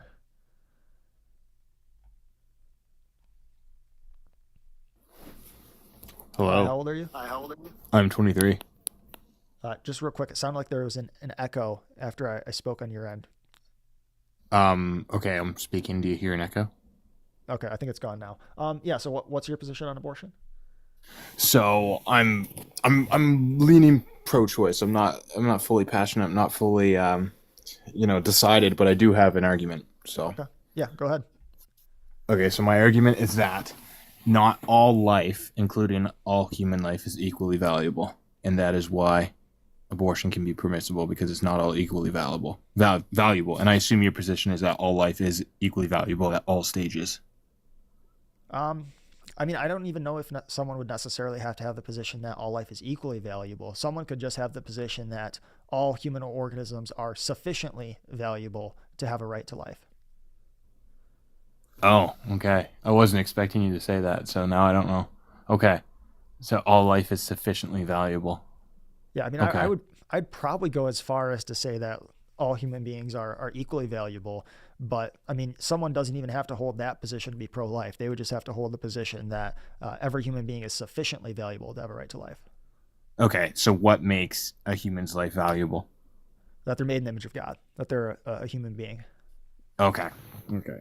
So if you weren't a Christian, then would you still hold that perspective? If I wasn't a Christian, then I don't think that there would be objective morality, and I wouldn't be arguing about anything, because I would have, if I wasn't a Christian, then nothing would really matter, right? There'd be no objective morality. There'd be really no reason to believe that anything that is going on in my brain is any more important than a shaken up soda bottle, because it's just chemical reactions and physical reactions. And interestingly enough, I couldn't even know that what's going on in my brain is a chemical reaction or a physical reaction, because chemical and physical reactions don't produce truth. And so if all that's happening in my brain was a chemical or physical reaction, I could never even actually prove that it was a chemical and physical reaction. So yeah, if I wasn't a Christian, then would I be pro-life? I don't know. Right. I wouldn't No, believe I totally get I that. wouldn't believe objective morality exists, so I certainly wouldn't be arguing it with people. Okay. Yeah. No, that's that's extremely consistent. Okay, so I kind of thought we were going to go down a debate of whether all life was equally valuable, but it's not even required for all life to be equally valuable to hold a pro-life stance, because it just needs to be valuable enough, is what you're saying. Yep. And a fetus that was conceived seconds ago, you think is permissibly valuable because it's created in the image of God. Yeah. Okay. So why? Okay, I guess I'd have to just go. Well, why do you think that if that something that was just conceived is created in the image of God? That's what the Bible says. Okay, where does it say that? Genesis 1, mankind's made in the image of God. I mean, there's other parts as well. Genesis 9:6, I believe, also says that mankind is made in the image of God. But how do you extend that to a point of conception? Like, how do you say that something that was just conceived is the same as you or me and mankind? Yeah, so mankind would include all of humankind, which would include human beings at the point of conception, because they are members of the species Homo sapien. They are a member of humankind. Okay. It's because where I struggle is seeing the parallel behind something that was conceived, like, say, literally seconds ago. Like, I see in my, worldview what I believe is it gets progressively more immoral the further into a pregnancy that it goes. I don't have a line that I draw where it's like at this amount of weeks or at this stage in its progression, but I do believe that the further you get into it, the more uglier and the less appealing it is. But I'm really struggling with just like, you just got conceived, and I don't know a lot about the process, but you just got conceived, and there's like a pill that you can take where you can, a plan B or whatever, and you can kind of, so to me it seems like it's a no harm no foul, like nobody's going to get hurt. The baby didn't develop at all. You know what I mean? I know that's not like an argument that I just said, but that's my stance. Yeah, so maybe if you want to attack that stance. Yeah, I mean, to clarify, it sounds like when you say like no harm no foul, it sounds like your basis for harm would be something like sensations of pain or something like that, and since there's a lack of sensations of pain, there's no harm there, right? Not entirely, but not entirely. I would say not entirely, because then I would have to say that you can come kill me in my sleep and there's no harm, no foul, because there's no pain. But I don't think you can come kill me in my sleep, even though it's not going to hurt. Mm-hmm. So like, presumably if someone has a right to something, like when you're sleeping, you still have a right to live, then even if there's no physical sensations of harm, it would still be wrong for someone to take your life. That's right. But yeah. So like the way I would reason about that is, if someone has a right to live from conception, then even if someone takes their life and they don't feel physical pain, that would still be a rights violation. So the question would essentially be, when does someone's right to live begin, right? What's the point when that happens? So like from my view, that would be from the point that they are a member of mankind, which would be from conception. So I am curious, like in your view, like when would that right come into play? Yeah, that's where I struggle. So when would the right come into play? When do you get human rights is your question. When do you get human rights if it's not at conception? Particularly the right to live, because human rights, different people have different views on like what a right is. So I usually just try to like make it specific, like right to life, because some people, I've heard this before, I'm not saying you would suggest this, I don't think you would, but some people will say like, well, we don't get the right to drive till 16. And it's like, okay, well, the right to drive is very different than like the right to live. So just particularly like the right to live. For sure. Okay.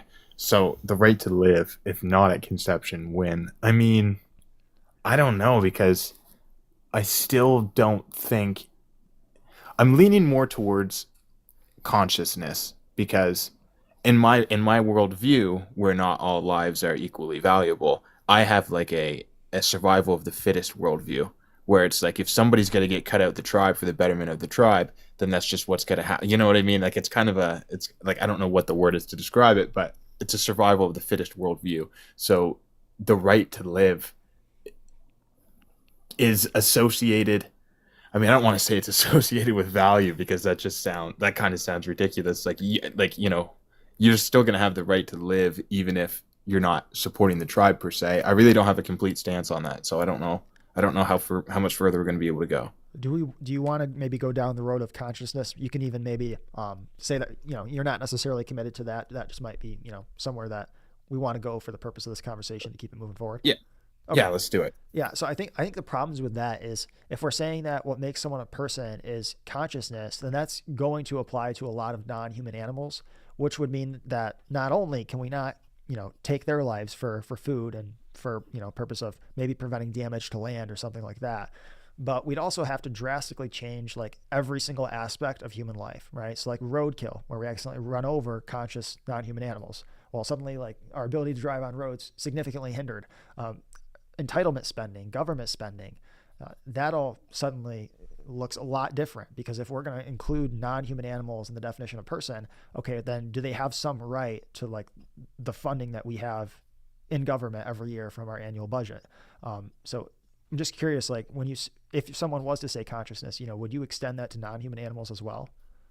I probably wouldn't extend it to non-human animals because in my survival of the fittest selfish worldview, and I admit it to be a selfish worldview because that's what it is. It's me trying to progress myself first, humanity second. The animals only matter if they're at threat of extinction, regardless of whether they're conscious or not. So it's really only human consciousness I extend it to. Mm-hmm. And like I'm assuming like the problem with causing animals to go into extinction would just be that, maybe we just don't want that in terms of some sort of ecological argument or something like that. Exactly. It'd be bad for me if that animal went extinct because it would affect the ecological, the food chain. The food chain is where I was going with that. Okay. I mean, in terms of like the argument of like survival of the fittest and like go to the tribe, I think the problem with that is that kind of extends beyond like abortion to also justifying the potential taking of life of innocent newborn infants too.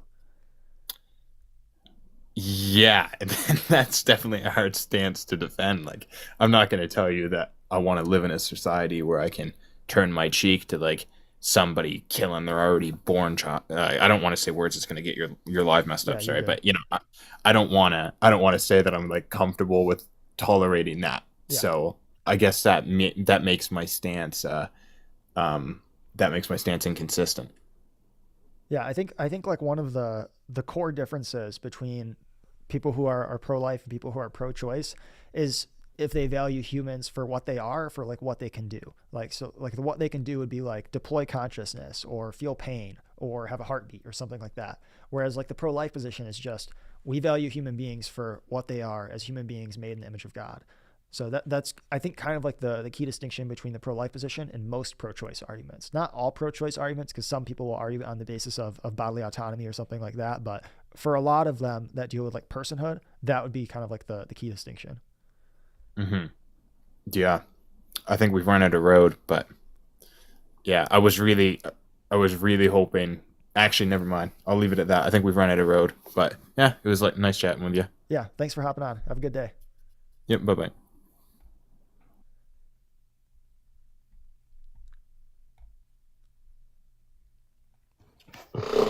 Hello. How old are you?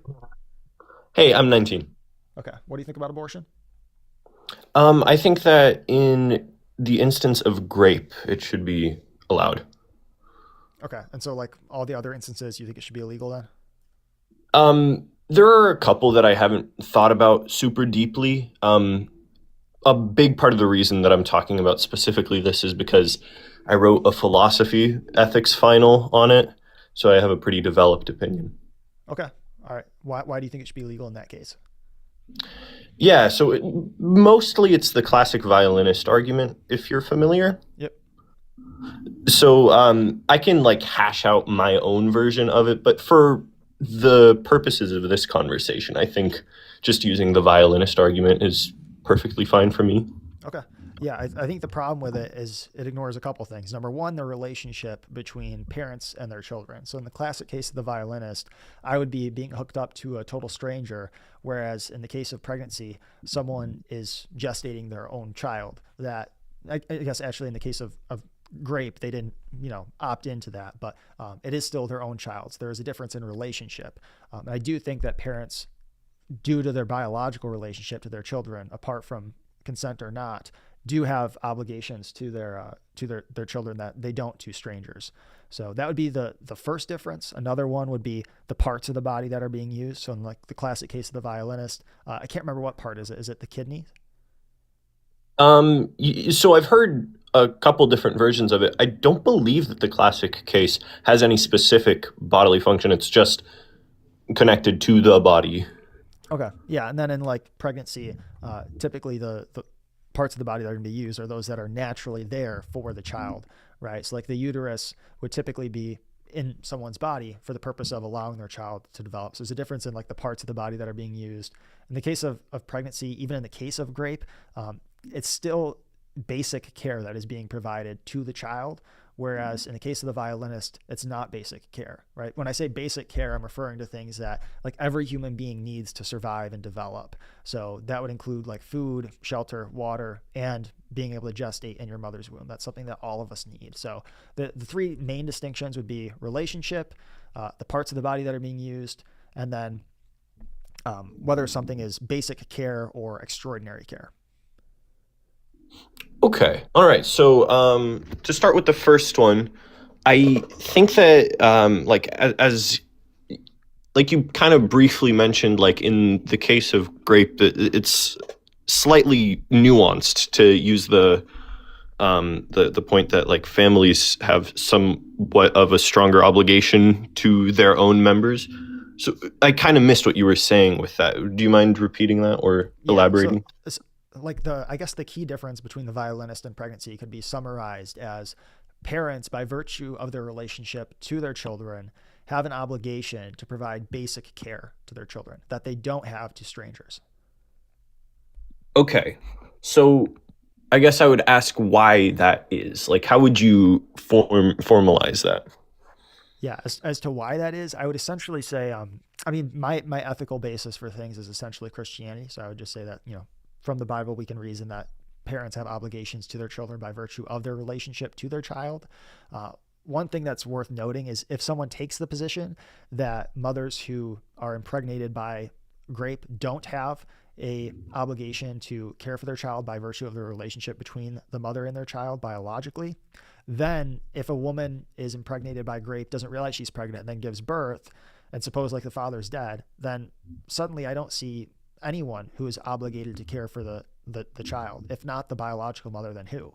Even if someone was to say like society and government steps in there, well, it seems weird to say that the biological mother of a child, even in the case of Grape, doesn't have an obligation to care for the child, but everyone else does, or that they all have the same responsibility or the same obligation through taxes, because presumably the mother pays taxes too. But yeah, okay. So I guess I would make a critique of using the Bible and also distinguishing between obligations, morally speaking, to family versus the rest of people that exist. Like I could point to the Good Samaritan, where it seems like there's a pretty strong implication that the Bible is saying to have moral obligations to not just the people that are of your own like kin, Yep. right?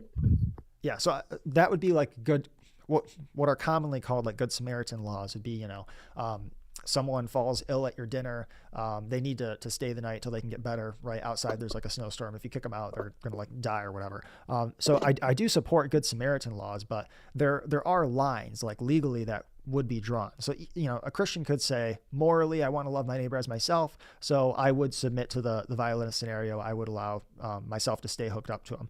But they could still draw a distinction legally as to whether they think someone should be legally forced to stay plugged into the violinist. So my position would essentially be, from a moral perspective, if I was in the violinist situation, I would want to love my neighbor as myself. Yeah, I'd probably stay hooked up to them. But from a legal perspective, I don't think that people should be required to stay plugged into the violinist. But I do think that women who are impregnated by Grape have a responsibility to their offspring that would make it so that the state can force them to continue to provide that basic care that parents are required to provide to children.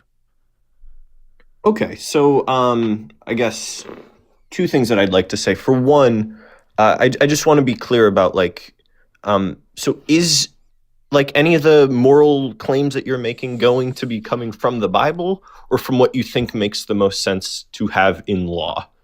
Because I feel like I'm getting both from you. Yeah, so like I think it's fair to say that biblically there are things that Christians reason from the Bible that they ought to do that they ought not be compelled by the state to do, right? So like a good example is with like welfare, right? So my position as a Christian, when I read the Bible, I don't see, okay, you have to love your neighbor as yourself, therefore have government benefits and we're spending like 38% of our GDP by the federal, state, and local governments. I would say, okay, love your neighbor as yourself. If your neighbor is struggling to feed their 10-year-old and you have, excess funds, like, yeah, you can, help your neighbor feed his 10-year-old, but it doesn't necessarily imply that the state must compel all individuals to do that. Okay, yeah, okay, that makes sense to me. So then the next thing that I would say is, even though you are biologically related to like a child that you would have inside of you, you're also halfway not. And I think that halfway not being related to that is like just biologically speaking true, but I think it's even more than halfway not if you think about like I feel that one of the important things with parents being obligated to take care of their children is that they didn't have to bring their child into existence. You know what I mean? They could have abstained from having sex and they did not have to put that child in a position where the child needed to have or receive care from the parents. Now, if you are talking about the instance of Grape, however, the person that's pregnant there doesn't have that same sort of piece. Do you know what I'm saying? Yeah, they didn't opt in. They didn't consent to the situation. Yeah. So how would you respond to that? Yeah, so one way would be, I think it's rather intuitive, and also I'd reason from the Bible on this, but I think it's rather intuitive that when someone has a biological relationship to a child, that implies more obligations and responsibilities than someone who's not. So like a way to think about this on the male side would be if someone is a sperm donor, or even say like they're not a sperm donor, but a woman like steals a man's sperm and uses it to impregnate herself. And let's say that the state is making him pay child support or help raise the child. Well, someone might argue that he never consented to this, right? He had his sperm stolen. And now the state is infringing on his ability to live independently and infringing on his liberties. But I think it'd be really crazy for someone to then say that because he's being compelled to do something he didn't consent to, he therefore has a right to kill the child. Yeah, okay. Gotcha. So I would say that,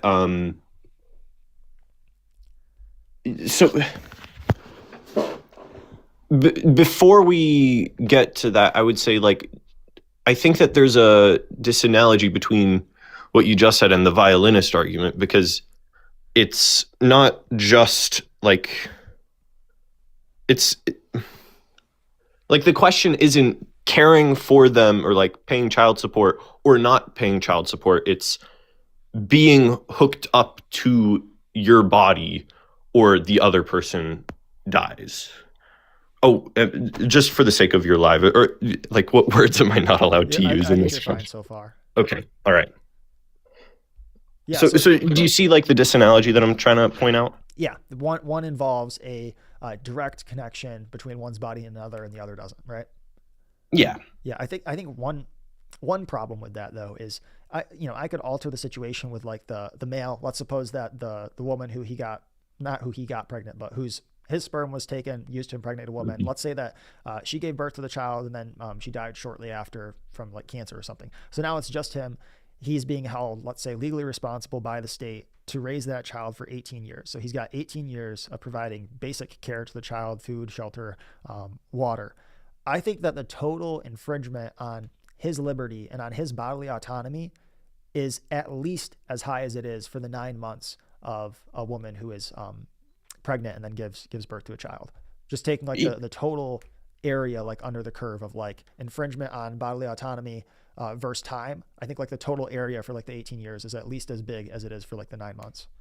Sure, I'm happy to agree to that. But again, the alternative with that is the man just not taking care of that child. And I think that we would both be happy to say that they shouldn't legally be required to take care of the child. But here's where you might actually agree with me. I think that it'd be fair to say that the man shouldn't be legally required to care for the child unless that responsibility can't be transferred safely to a third party. So like, I think we'd probably both say like, if that man wants to give up his child for adoption, he should be legally able to do so. But if there's a period of time in which he can't do so safely, he shouldn't be able to neglect the child to death, right? Well, I mean, sure, but again, the violinist argument does have that built in, right? It's only you that can be hooked up to this violinist for the sake of their life. Right. And so if the father in that case was, stuck caring for that child for 18 years, would you say that he should have to do it? Or do you think it'd be okay for him to say that he could just neglect the kid to death? You're saying like if they, like if there wasn't any other option, like as like in suppose the violinist case. Suppose there was no adoption option for 18 years. Just like suppose like government outlawed it for some weird reason. They said like adoption never allowed anymore. Do you think that he should have to care for that child for 18 years? If I'm following you correctly, no, I don't think that he should have to. Okay, that would, just to clarify, in this hypothetical, that would result in the death of the child because adoption is not an option. Right, yeah. As in the violinist case, I don't think that you are morally required to give up a part of your bodily autonomy for the sake of another person's life. Okay, so to clarify, just want to make sure I've got this straight. So like a man who has his sperm taken from him and then used to impregnate a woman, he never consented to this. She nevertheless gives birth, dies shortly after. The state says adoption is not an option. You think that it would be acceptable for him to say that he's not going to care for the child for 18 years, resulting in the foreseen consequence of the death of the child? Yes. Okay. Yeah, I would disagree with that, obviously. It seems like, yeah, I guess I'm not totally sure how to proceed. I guess any questions for me? I know I've kind of been asking a few. Yeah, no worries. I guess how could you motivate that would be morally required? By virtue of his relationship to the child, just like the woman who gets pregnant from grape, by virtue of his biological relationship to the child.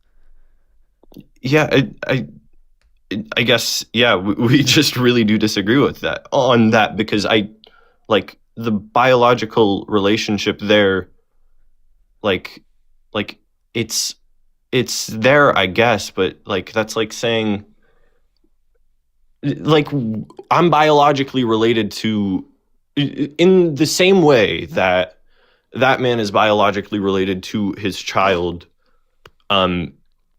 I would say that any other human is in a large capacity biologically related to that child as well. So at what point do we cut that off? And I think the point at which we cut that off is whether or not the person who is biologically related is like causally a part of this person's existence. Yeah, so you're correct in diagnosing that we have different cutoffs. Your cutoff would be that the person has to be biological father or mother and it was consensual. My cutoff is just biologically father or mother. Right? Yeah, I mean, I guess so. That's very strange to me though. Like the idea that it would be a moral requirement of a person to like give up their right to their bodily autonomy entirely because of something that was out of their control. But I think part of the difference is in perspective. I think that you're largely looking at it from the perspective of the parents and the adults here, whereas I'm looking at it from the perspective largely of the child and wanting to place the child's right to his or her biological father and mother over the adult's desires to have absolute liberty or close to that. I mean, right. So I guess like I would say, like it would be great if there was somebody who was willing to volunteer and step up and help out in this case. And I think that probably in reality, something like that would happen. But even if it didn't, I don't know. Yeah, I think that we really do just disagree on that. I cannot wrap my head around the idea that somebody would be morally required to do something that might violate their right to bodily autonomy because of something that somebody else completely out of their control did. I find that to be like completely absurd. I'm tempted to throw out something that I think is worth considering, but unfortunately, I know that people are going to take it out of context and clip it, so I can't do that, unfortunately, due to our current state of political discourse. But is there anything else that you want to touch on before we wrap up? Yeah, you know what? I'm happy to try to think about the other two things that you said, because right now we were just talking about like the biological connection. There were two other points that you made. Yes, the parts of the body are different in the case of classical violinist versus pregnancy. In the case of pregnancy, the parts of the body being used are those that are naturally there for the purpose of child rearing, for the child being able to develop safely. And then the second point, or the third point was, it was on a distinction between extraordinary care and basic care. So like me being plugged up to a violinist and bedridden for 6 months is not something that every human being naturally needs in the course of their development. Whereas in the case of pregnancy, that's basic care that everyone needs throughout their development. Okay, yeah. So that third thing that you mentioned is an objection that I considered in my paper, and I'll pull it up to remind myself what I said about that because I don't remember off the top of my head. But to the second one of your 3 points, which I somehow forgot. Right, yes, the part of the body being used.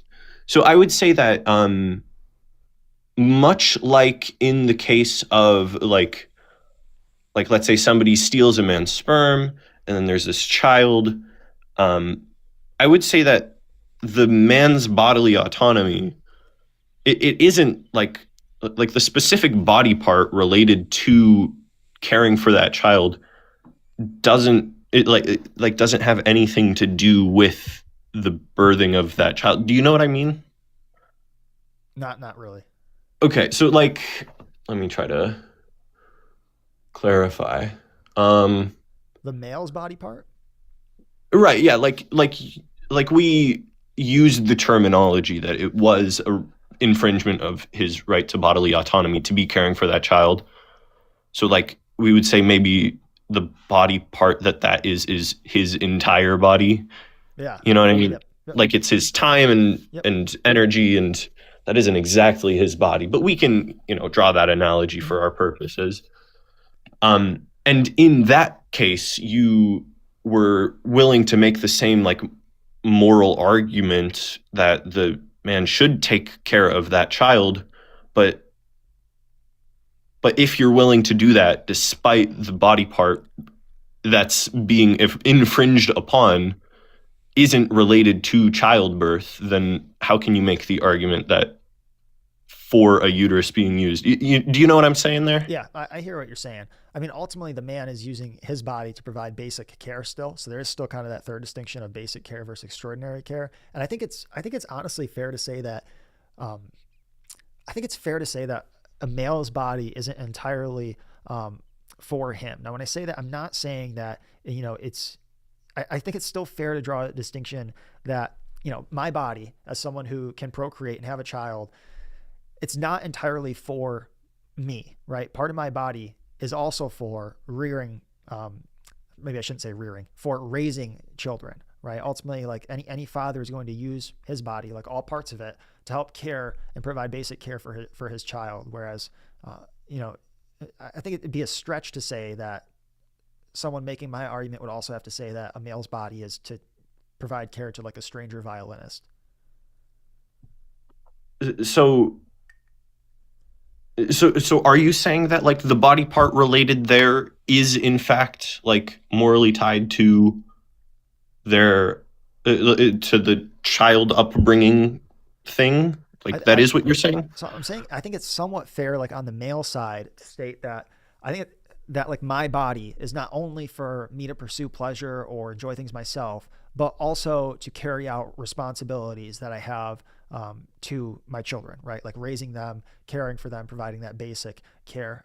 With the woman thing, I think it is like a little bit different. I think it's a bit easier to sort of see the parallel, because like when we think of an ear, we think, okay, that's for hearing. We think of an eye, we think that's for seeing. We think of a uterus, we think that's for carrying a child. That's for gestating.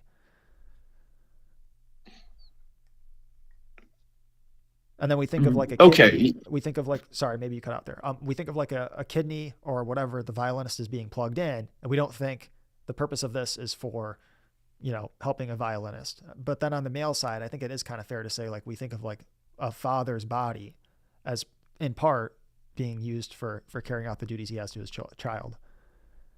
Okay, so I think I might get what you're saying there. I would say that for me, the important like moral consideration here is that like there is somebody that has a right to a thing and that's being infringed upon, and whether it's like something that is only used for a single thing or if it's used for something else, as long as it affects them and they have the right to have that not affect them, then that it's the same argument, no?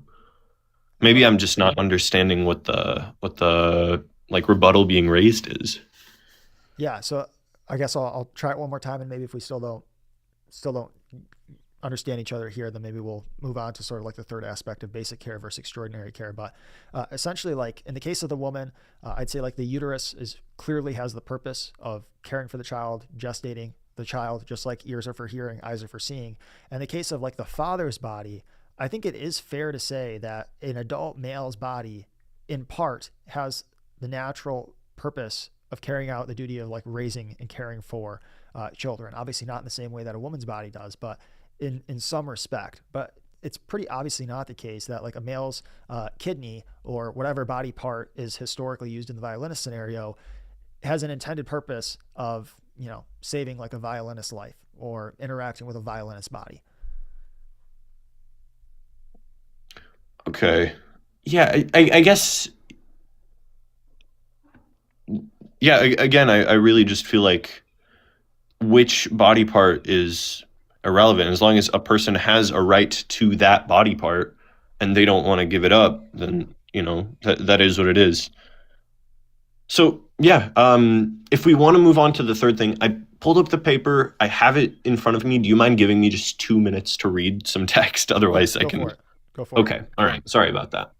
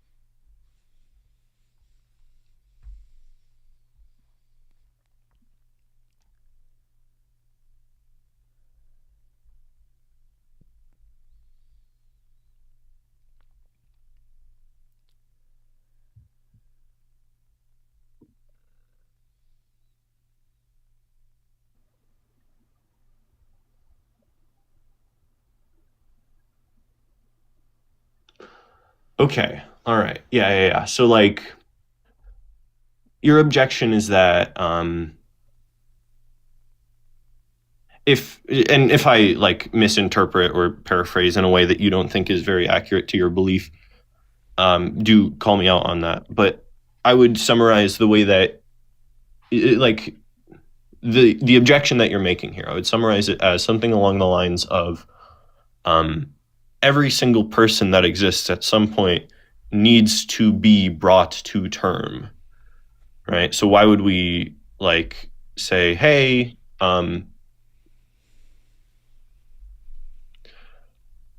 sorry, man, It's been a long day. Do you want to just rephrase what your objection is so that I don't Yeah, so trip like myself the up? third objection was that there's a difference between an extraordinary care in the case of the violinist and the basic care that a mother provides to her child in the womb. The basic care being the care that every human being needs throughout the course of ordinary human development.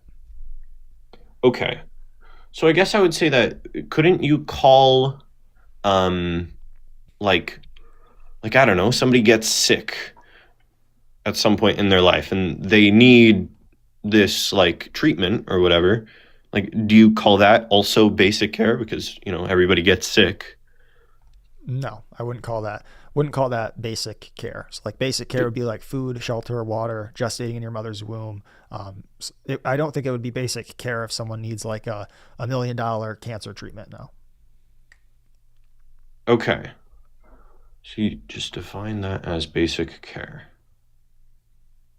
Okay, so I'm realizing that the objection that I responded to in my paper is a little bit different.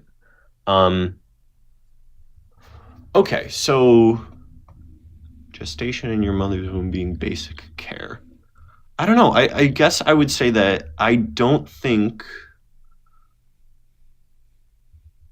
that basic care is like a moral necessity if like a person didn't like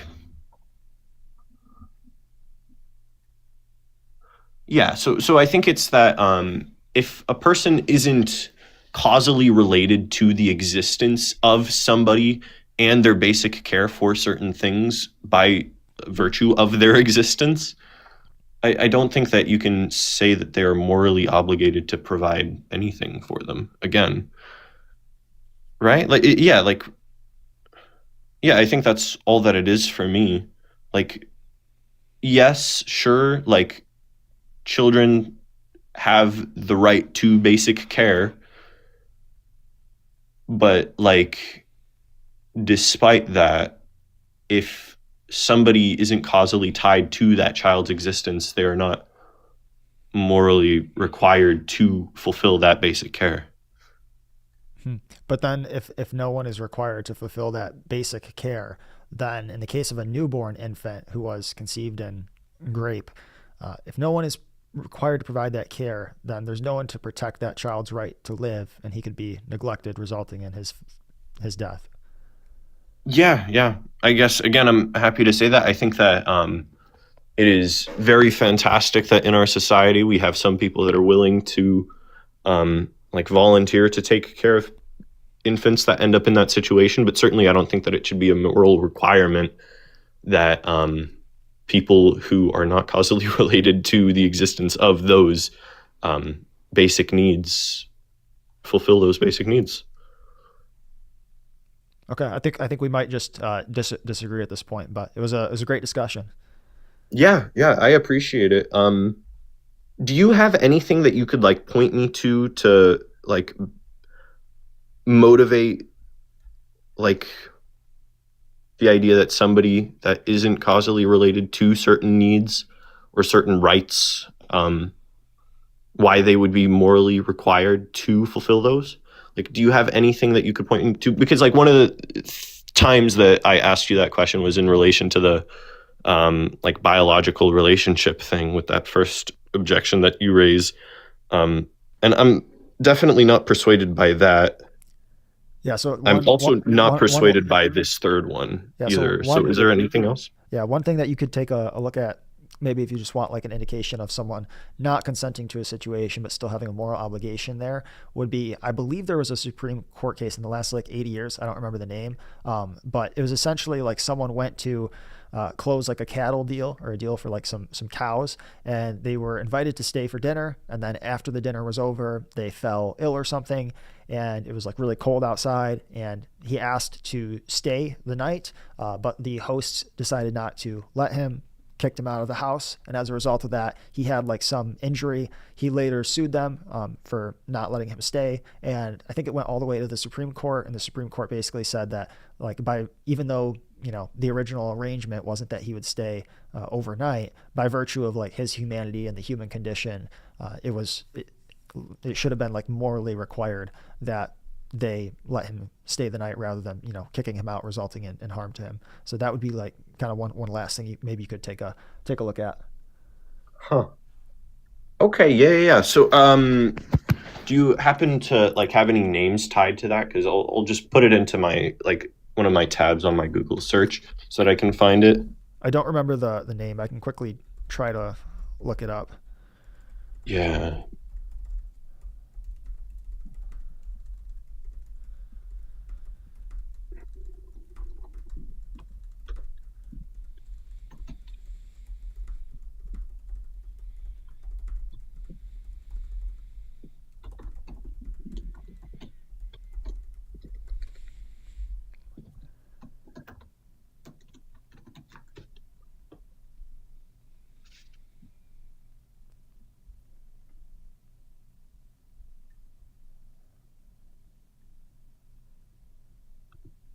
Okay, I think I might have been wrong on it being a Supreme Court case. It looks like it might have been an Old English case, Sibbett versus Bing.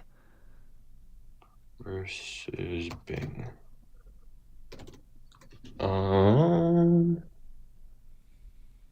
Bing. English court case, you said. Yeah. So Sibbett versus Bing, SIBBETT.BING. Okay. But with that said, I think I'm either going to move on to the next guest or I'm going to wrap up for tonight. But appreciate you hopping on. Yeah, sounds good. Thank you so much. This was a great conversation. I appreciate your time. Yep, have a good one. Yeah, you too.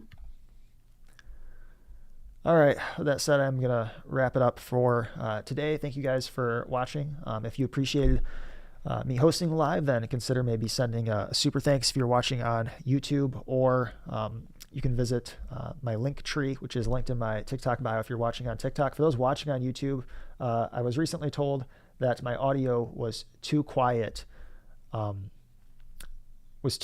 my end and it wasn't matching up with my guests. I tried changing that just now. So if someone can let me know in the chat if it's better now or if it still needs to go higher, then that would be helpful. So for those watching on YouTube, if you can let me know in the chat if I need to raise my volume of my mic to match that of my guests, then that would be helpful information so that maybe in the next stream I can have them be more consistent.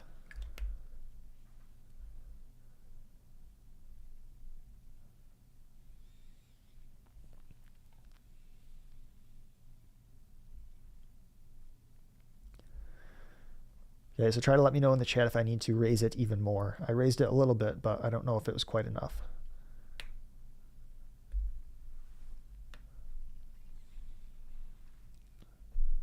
A little higher is needed. All right, if you guys can let me know how it is now, that would be helpful. Hopefully it's not peaking, but I did just raise it a little bit more.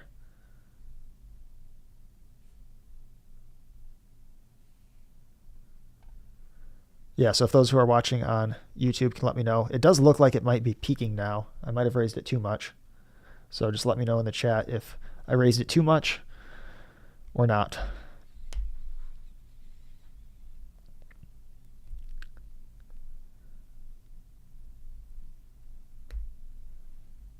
I can turn it down slightly if I need to be between where it was at the start and where it is now. So yes, just let me know, and then probably within the next 60 seconds, I'll probably wrap up the stream. I guess I can probably go ahead and close it on TikTok. So for those watching on TikTok, thanks for watching. Appreciate it. If you want to send a super thanks, or I have a buy me a coffee link that you can find on my link tree, which is linked in the description of my TikTok page. So if you want to support me there, would appreciate that. With that said, I'm going to go ahead and wrap up the stream on TikTok.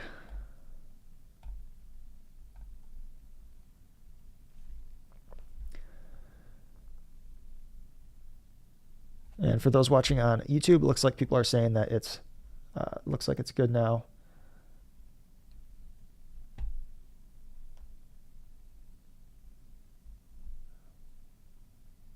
All right. With that said, I'll go ahead and wrap up the stream on YouTube as well. Thank you guys for watching. Again, if you want to support me, consider sending a super thanks or using my Buy Me a Coffee link, which you can find on my website, haydenrody.com.